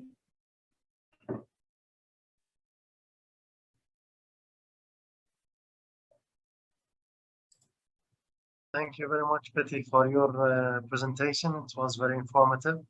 Let's wait for the participants. If anybody has any question, please, you can post it in the chat box. There are some questions. Yeah.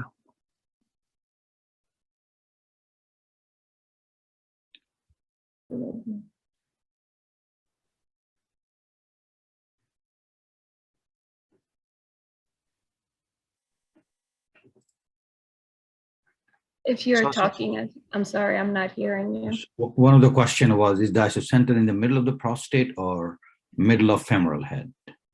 No, it's in the middle of the prostate. It's usually right around the pubic symphysis, around that area. Usually is right in the prostate, or slightly above the prostate, depending on if we're treating whole pelvis or if we're treating just the prostate by itself.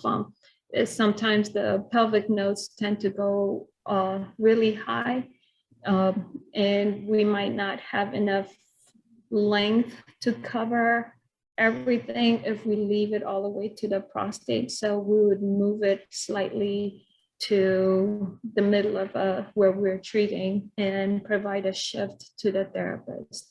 But majority of the time, where I showed you is where our isocenter is. But again, that can change based on the fill size limitations. There is a question based on your practice, like and bladder DBH. Do you use in your practice, do you crop bladder from PTV in your practice when you do the planning and show the DBH, or just keep it over to show the overlapping part as well? So if it is a prostate bed, Dr. DeVille usually crops the CTV, and we plan off of the cropped bladder, off of the CTV, not the PTV, but the CTV. But if it is intact prostate, we do not crop the bladder. We do plan off of the whole bladder. Another question is, what is the global maximum dose, Dmax, accepted in your center? It depends on the prescription and what we're treating. For prostate, obviously, Dr. DeVille likes to stay under 107 in terms of max dose. And then for rectum, he does do one cc, I believe, getting 103. And another question, do you use one arc plans or to prevent intrafraction movement, or you prefer two arcs based on your practice? Dr. DeVille really likes to have two arcs. I have seen one arc plans, but Dr. DeVille does really prefer two arcs. And intrafraction movement, it's so quick with these arc machines nowadays. Is not that much of a movement that we have noticed, because we have done intrafraction imaging in betweens. We don't do it. Yeah, using two arcs, will improve the homogeneity and also conformity, and will make the load a bit less on the machine. And as you said, like the motion will be extremely fast, whether you use one arc or two arcs. Yes. Another question is, what point of dose normalization did you use? I think maybe it has to be normalized to the volume, not the point, but This was one of the questions. So when I do plan in our center, we use volumes to plan rather than points. But if your point is in the middle of where your high doses, whether you use volume or points, at the end of the day, I think our planning system, even though that we're planning to a volume, it still looks at point dose and normalize to that. But I do like to plan with volumes rather than points myself. And the reason for that, from my understanding, Heng, you can correct me, when you are using volume to plan, the computer is looking at and optimizing the whole volume and try to optimize to the volume and normalize to those volume that the computer chooses is. Whereas if you just forcing the computer to optimize to that, even though it's optimizing to a volume, it's still normalizing to a point that you specified where the computer chooses the optimal point to specify. Here also another question in the Q&A box. What is the implication of the patients not having a consistent bladder bowel preparation prior to daily treatment? Ooh, yes. So those are the challenge of those prostate patient not having a consistent bladder filling and all that. The headache is mainly to the therapist, really, because they have to be patient, coach the patient consistently. That goes into a lot of preparation training with nurses, physician, as well as therapists. And when we do have a patient that is not setting up, consistently with consistent bladder filling, there are times where we would have to resend and replan with reproducible bladder filling or rectum filling.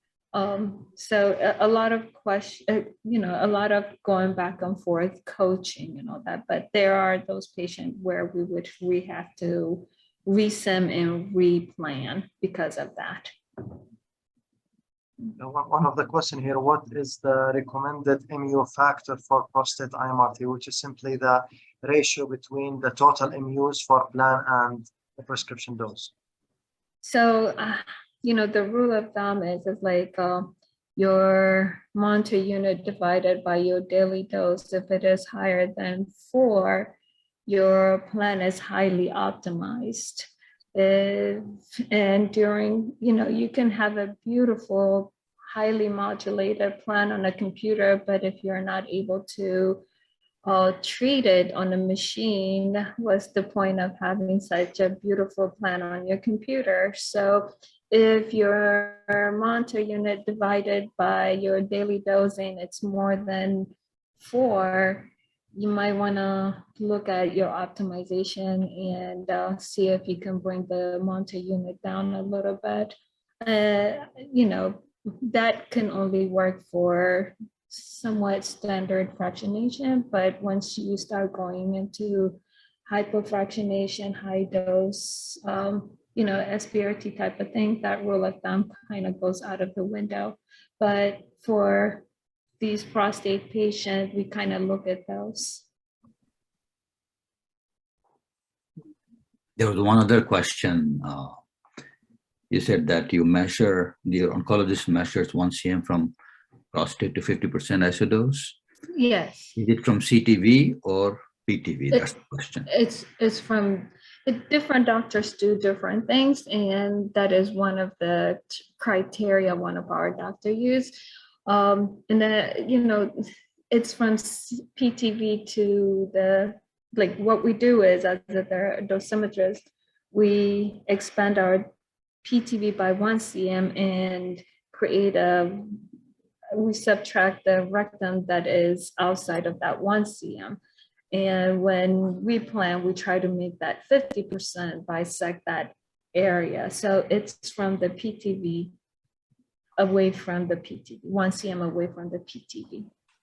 And Right. that can becomes really hard to meet sometimes because some of these patients have some of their rectum is well into the prostate, and the doctor would have to have to make a decision what is more important, having that 50% so close to the PTV or compromise coverage to accommodate that. So it's from the PTV, definitely. Thank you very much, Betty. That was Thank a very you. rich session. Yeah. We'll move on now to our last speaker, Dr. Lee, whom I already introduced, but just a few words. He's an associate professor at still at the Department of Radiation Oncology in Johns Hopkins University, and he serves as the chief proton physicist. He's going to be giving us the physics side of things today. Thank you very much, Dr. Lee. Podium is All yours. right. Can you see my presentation now? Yes.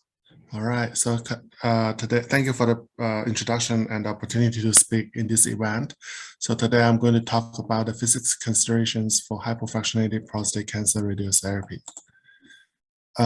So as briefly mentioned by Dr. DeVille and Betty, the workflow for radiotherapy really starts from simulation, and then we go to contour, treatment planning, image guidance, and delivery. So there are several other things that we need to consider when we are doing in this process, including the setup and immobilization and margin or the PTV determination, and also additional imaging, which will help the contouring. So in this talk, I'm going to go through the process and introduce how to decide the margins or the PTV and the IGRT perspectives of the radiation therapy. So for initial setup, as Betty and Kurt mentioned, we simulate patients with empty rectum and kind of full bladder. We simulate the patient supine with pillow under head, arms across chest, legs immobilization devices. With the purpose of that is to straighten the pelvis and help the patient to relax. And as Dr. DeVille pointed out, this setup help to immobilize the patient and reduce improve the setup consistency. So that's the purpose of having these devices during the setup. And empty rectum and also consistent fullness of the bladder will also help to reduce the day-to-day variation of bladder and rectum movement. So one of the questions I saw in the Q&A session is about what if there's rectum and bladder variation during the day-to-day treatment. I think that answer varies, and it depends on your setup uncertainties and how much margin you gave to the treatment. And that defines how much you can tolerate to have inconsistencies in terms of rectum and bladder variation. So I'm going to go into a little bit more detail later. Sorry. So the process of simulation is first you set the inferior and superior borders of your scans, longitudinal axis to split the symphysis pubis, and we usually use 2.5 millimeter slice and 2.5 millimeter spacing in the image. First, we use a mini scan to determine the fullness of the bladder, sigmoid, and the small bowel can also be visualized on this mini scan to see if they are out of wave from the fields. And then we select the isocenter, which is the center of the prostate. And we also, there's a chance to look at the skin contour and the straightness of the patient as well. And then we proceed to the full scan, which may or may not include the pelvic region for the whole pelvis for lymph node liberation.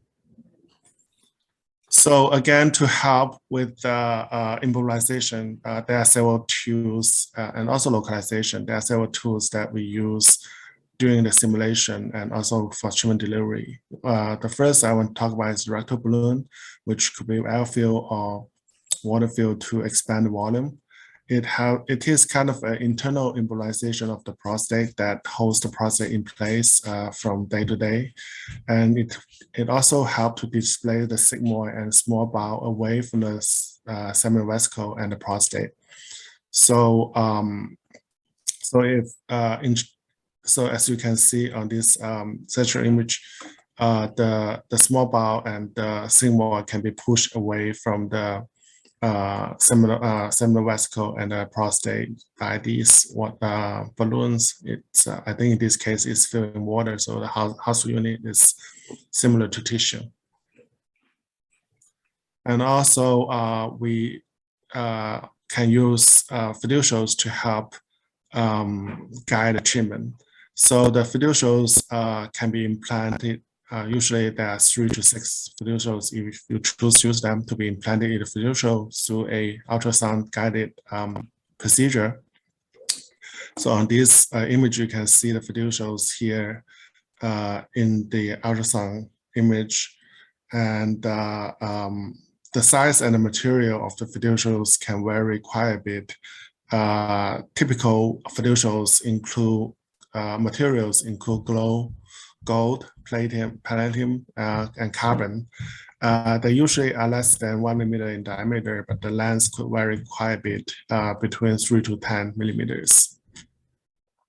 So the fiducials can be clearly visualized on CT and also visualized on daily KV and cone beam CT images.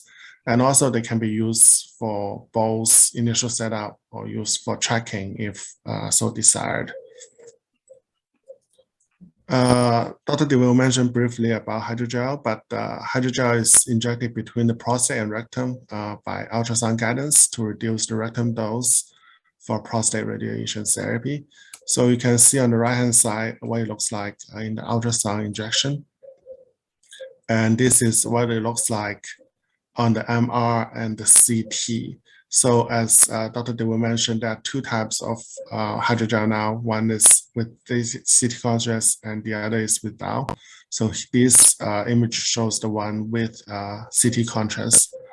And it dissolves over time in the patient. So, so that's another nice feature of this hydrogel.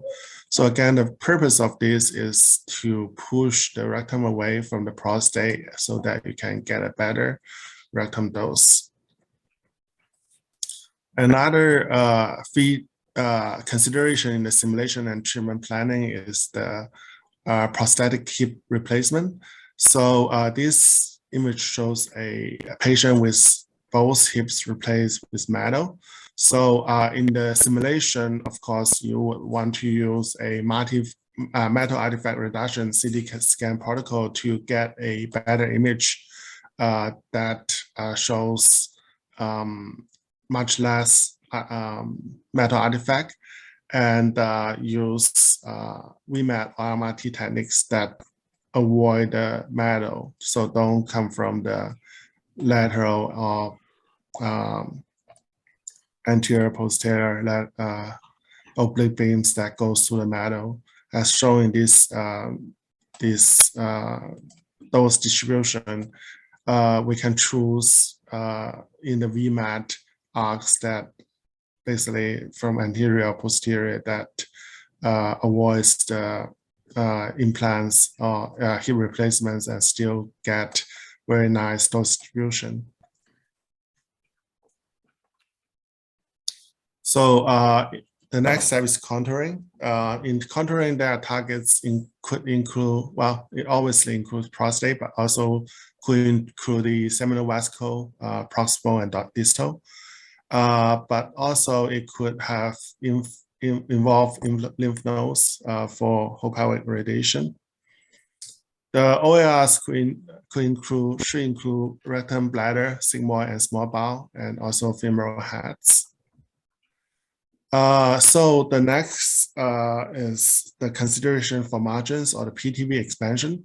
So PTV is basically a geometric concept to ensure the prescribed dose will be delivered to the CTV despite uncertainties. It can also be used for dose prescription and reporting, and it's generated as a geometric expansion at CTV, so it should not be edited as such. As I said earlier, CTV plus margin equals to the PTV. The margins include the setup margins and internal margins. They should not be added just by adding them together, but really should consider them together and come up with a single PTV margin in the modern practice. So the setup margin it really is how accurate the target could be set up using HFRT techniques, including fiducials, for example. And for setup margins is how much the prostate could move during a treatment session. So rectal balloon is one example of how you can reduce the internal margin and prevent the prostate from moving during the treatment. So when you have different tools, you basically have to consider them all together to come up with a reasonable PTV expansion that consider all these uncertainties. So there are some clinical and technical requirements in order to perform hypofractionated or high dose per fraction therapy for prostate in this example. So what this table nicely summarized what are the conventional radiotherapy, moderate hypofractionation therapy, including the CHIP trial, and the ultra hypofractionated therapy, which basically are SBRT for prostate. So usually we consider ultra hypofractionation or SBRT for early stage prostate, which has a relative prostate volume. And the dose per fraction in the conventional is 1.8 to 2 gray, but moderate hypofractionation is usually less than 5 gray, and yeah, SBRT is usually more than 5 gray. So one thing that is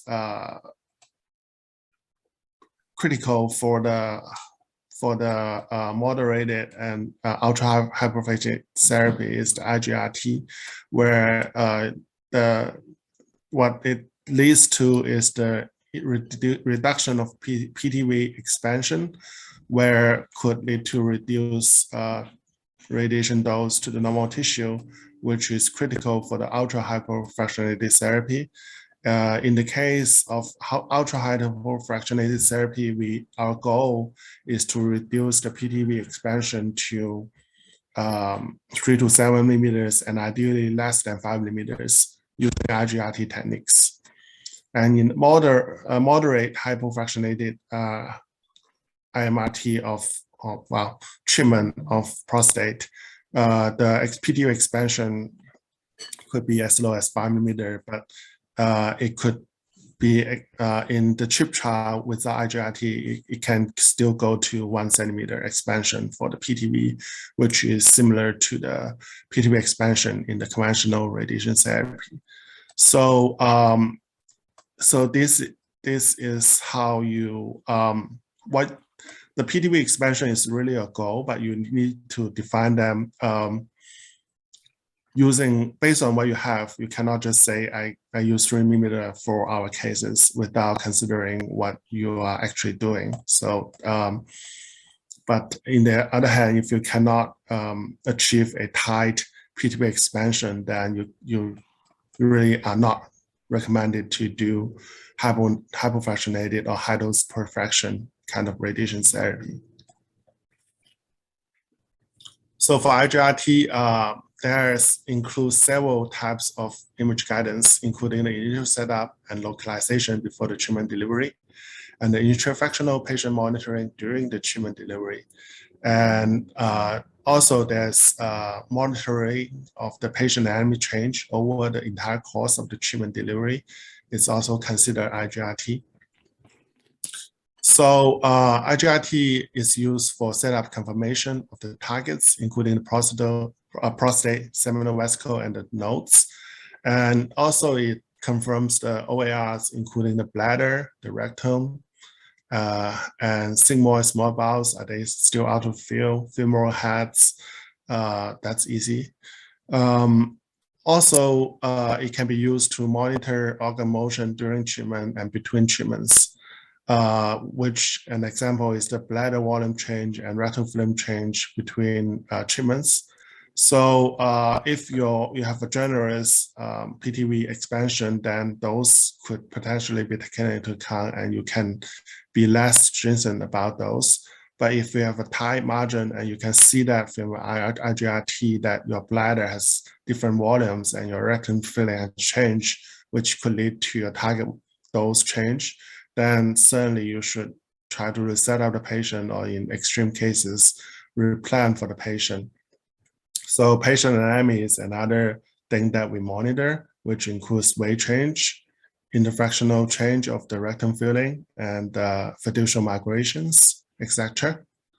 So in those cases, again, the dose to the target need to be considered and replanned as necessary. For target localization, there are many techniques. There's ultrasound guidance, which we have a TG APM task group on that. It's a soft tissue alignment with no dose, but the image quality is inferior compared to other techniques. We can use KV X-ray for both bony alignment and implant fiducials. Bony alignment has the problem of the difference or displacement between the prostate relative to the bone. For the implant fiducials is, of course, a surrogate of the soft tissue or the prostate itself. So it's usually considered more accurate, but you need to be careful about the migration of the fiducials. That's why we usually have multiple of them so that they won't be out of play, out of the tolerance at the same time. For the cone beam CT, of course, it's a volumetric imaging. It's you align to soft tissue and all the fiducials, but the image quality may not be ideal. So a little bit more on the cone beam CT. The image quality issue usually or maybe not that good for larger patients. And you may not see a lot of details for these larger patients. And sometimes you may need to even fall back to bony alignment for these larger patients. But it can be used for positioning of the soft tissue and the fiducial markers. And also you can usually visualize the bladder, rectum, and femoral heads quite nicely. So you can also visualize anatomy changes, including weight changes and rectum fillings, etc., so that you can consider replanning based on what you see on the cone beam CT. Intrafractional imaging is a way to monitor and reduce the internal margin, obviously. So there are several ways to do it. One of them is the fluoroscopic imaging, including the KV and radio frequency imaging. So basically you check the fiducials in these images and identify how much they move during the treatment. The other is, I just put it in there because it can be done, but the epi imaging is a kind of an exit dose monitoring. It confirms the dose was delivered to the patient, but it usually cannot confirm your anatomy of the patient.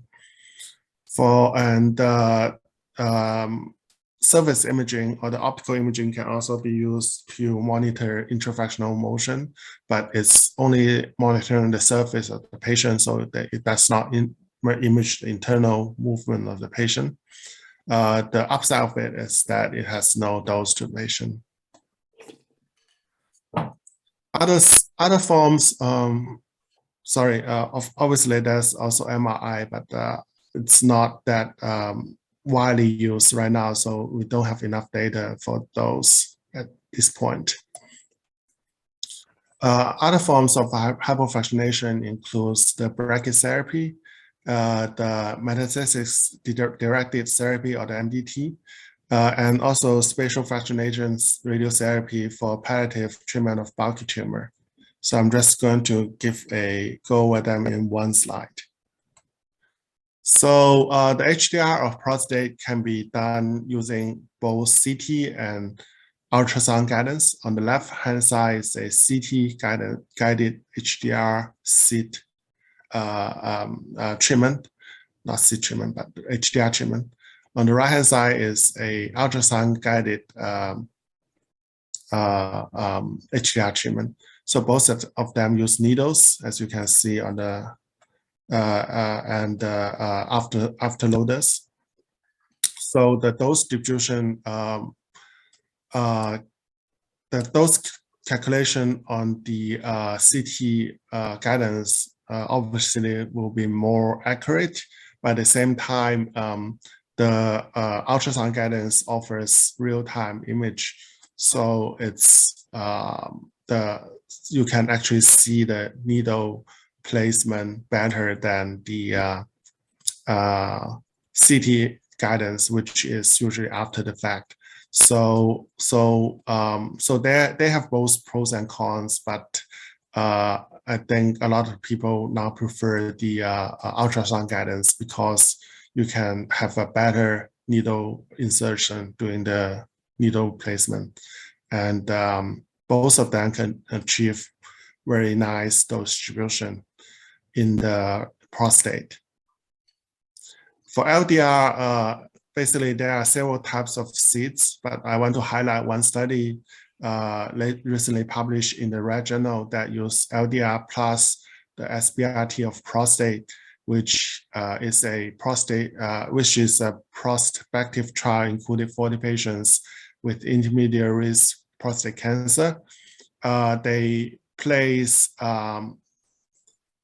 implanted LDR seeds using palladium 103 to 100 gray, and then follow up with after LDR follow up with SBRT of 25 gray in 5 fractions, 1 month following the LDR. So as you can see in these two images, the seeds are clearly visible, but also I want to point out that there's a nice sparing of the urea because of the SBRT planning. The rate of grade 2 urinary toxicity at 12 months was 25% with no grade 3 toxicity.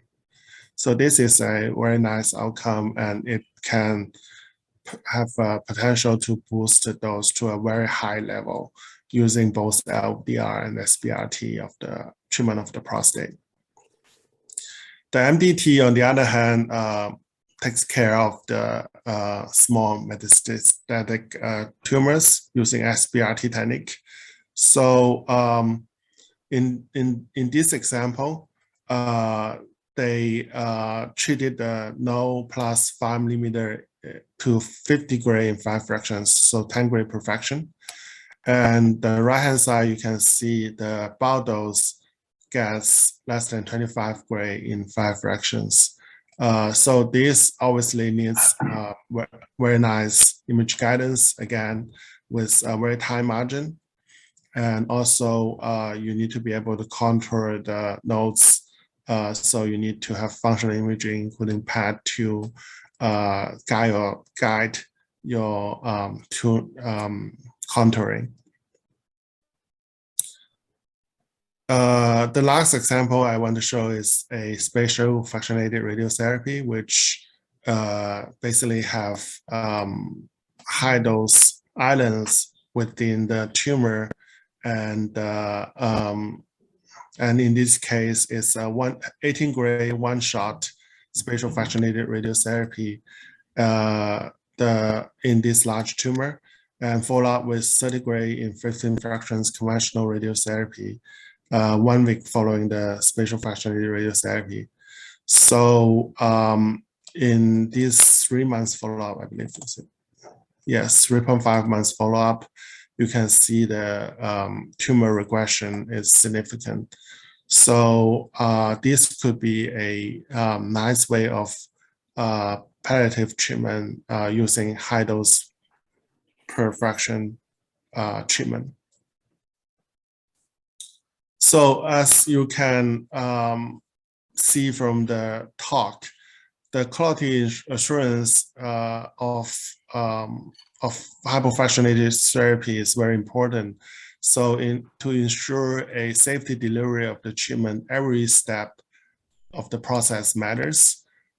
You need to think about what's your setup immobilization during a simulation and how your tumor, how your prostate in relative to bladder, small bowel, and your rectum could affect downstream during the treatment planning and treatment delivery.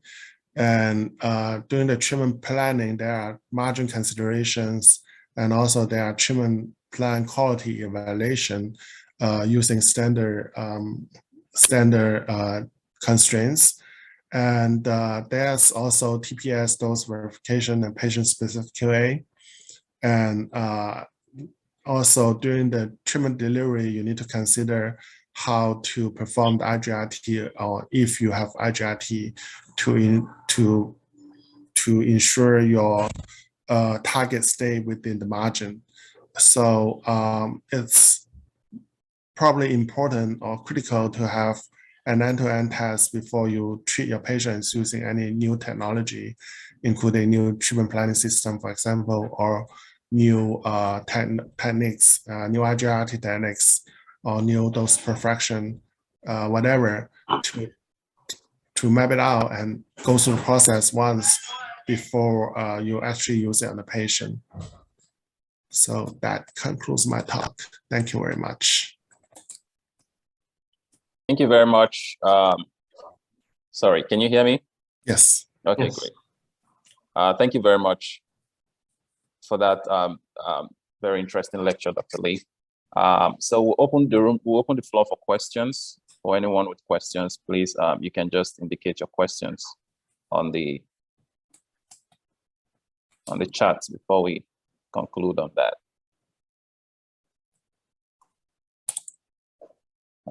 Okay, I think we have, okay, I don't see any questions here. Dr. Heng, can I ask you a question, maybe something that can maybe worth mentioning about, the balance between using a daily IGRT or CBCT with compared to using it like once a week or twice a week for prostate cancer. So the balance between ensuring that the quality of IGR, the quality of treatment is good, but at the same time, not reducing the dose from the imaging guidance. Mm-hmm.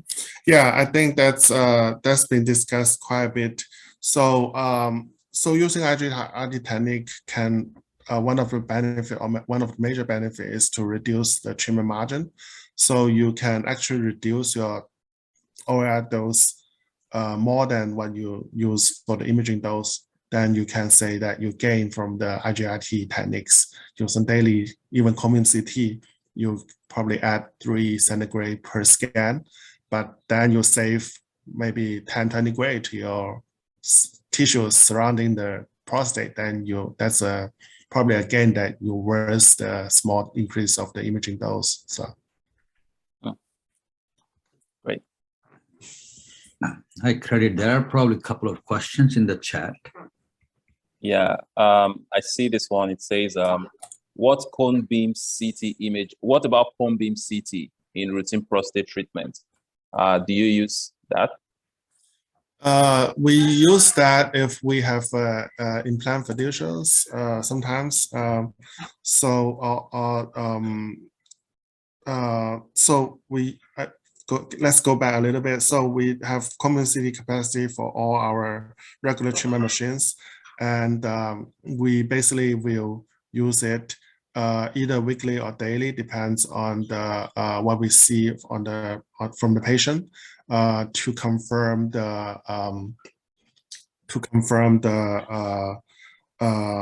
patient position, and depends on so initially we will use more images, but depends on what we see from a particular patient. We can choose to increase or reduce the image frequency for a particular patient as the treatment course progresses, because it's a long treatment. So we can choose to reduce the frequency of the image guidance as well. So that's always something to consider. And then some other questions we have here says, what from Tebarak? Tebarak, it says, what's the upper dose for ultra hypofractionation? And then also, does fiducial markers create imaging artifacts of concern? So I think the MDT probably is what we see the most dose. Like usually it's similar. It's a small nodule, so it can go to a very high dose, similar to the long HFRT. It's 50 gray in 5 fractions. That's probably what we see in terms of high dose per fraction for the entire tumor. Obviously, you can, if you do spatial fractionation, you can go higher. But also, if it's HDR or LDR, then your total dose will also be high too. I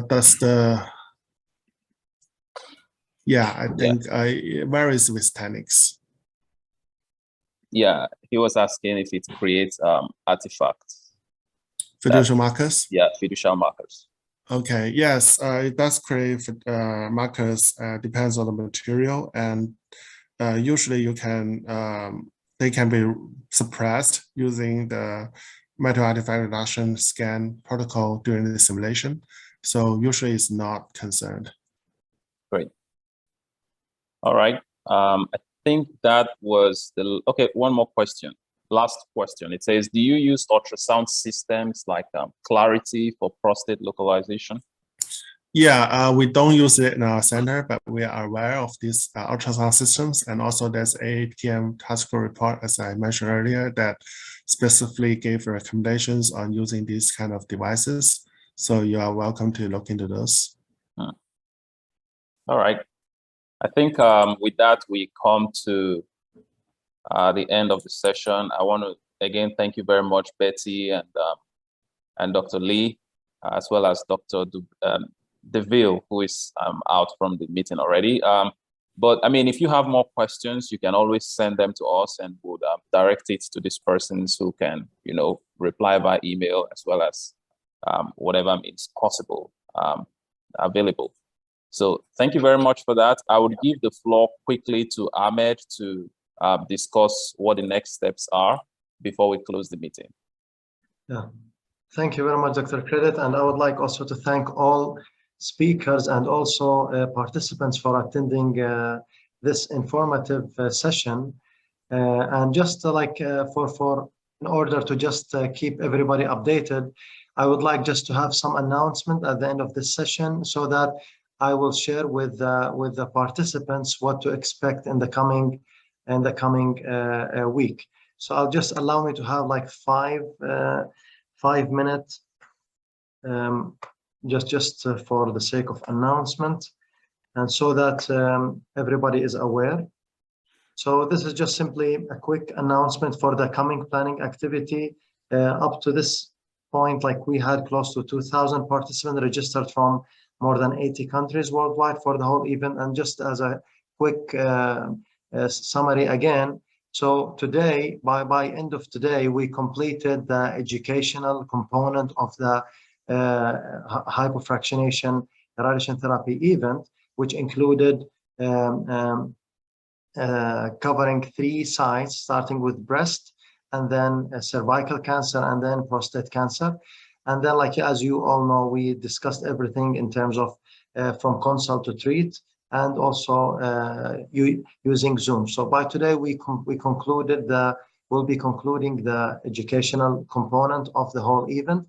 The next week, we'll start with the planning activity. And by planning activities, we mean First of all, we have contouring and then planning activity. So by contouring, there will be some, there will be like a platform that you will log in, and then after that you will start contouring.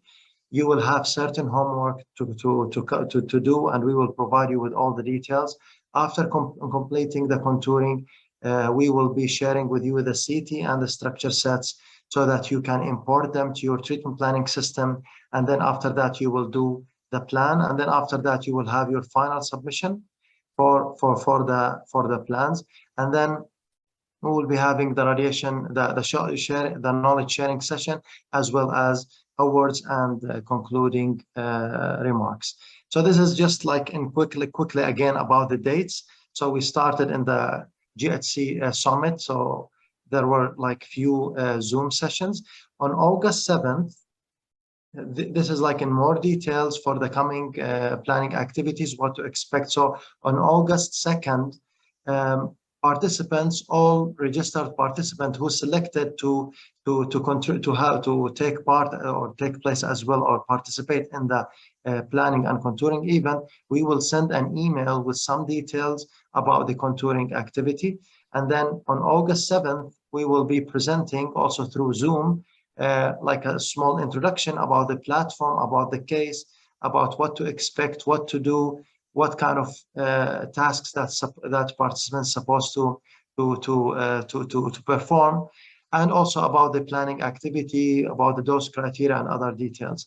Now, the hands-on or the contouring activity and the planning activity will take place between August 8th until August 12th. Okay, and then through which the planner will receive certain guidelines to follow, so that you need to go and visit the Radiation Knowledge EduCase platform to do some contours.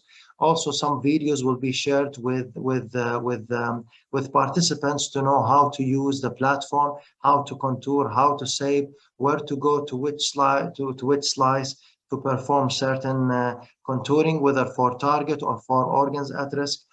And then after completing everything related to the contouring and the planning, the deadline for submission will be August 14th. Okay, so this is just a quick announcement for participants to what to expect in the coming week. And of course, we will be communicating from now on before the activity starts via email. So I advise everybody to keep checking their email so that we can communicate with participants, and if in case they have any kind of questions, they can contact us by sending email or so. So with this, I finished the announcement, and if anybody has any question, any suggestion, any potential collaboration for future activities, please, you can contact me via my email or WhatsApp. On WhatsApp, we have, as maybe most of you know, we have WhatsApp group for Radiation Knowledge. If everybody has any question, you can share the question, and then team of experts on the WhatsApp, board certified people can help you to get your questions answered. With this, I just finish my quick 5-minute announcement presentation. And if anybody has any question for me or for the panelists or speakers, you please feel free to do that. Thank you very much. All right. Thank you, everyone. I think with this, we come to an end. Okay. With this, we come to an end of the session. Ahmed, someone is asking, how can I join the WhatsApp group? I think I'll just I just shared the WhatsApp number, but I will write it now. Okay, just speak to them. Yeah, all right, sure. Thank you very much for your attendance. Thank you for your time. I hope you participate, and we look forward to working with you. Thank you very much, and that brings us to the end today. Thank you everyone. Thank you. Yeah, thank you. Thank you. Thank you. Bye. Bye.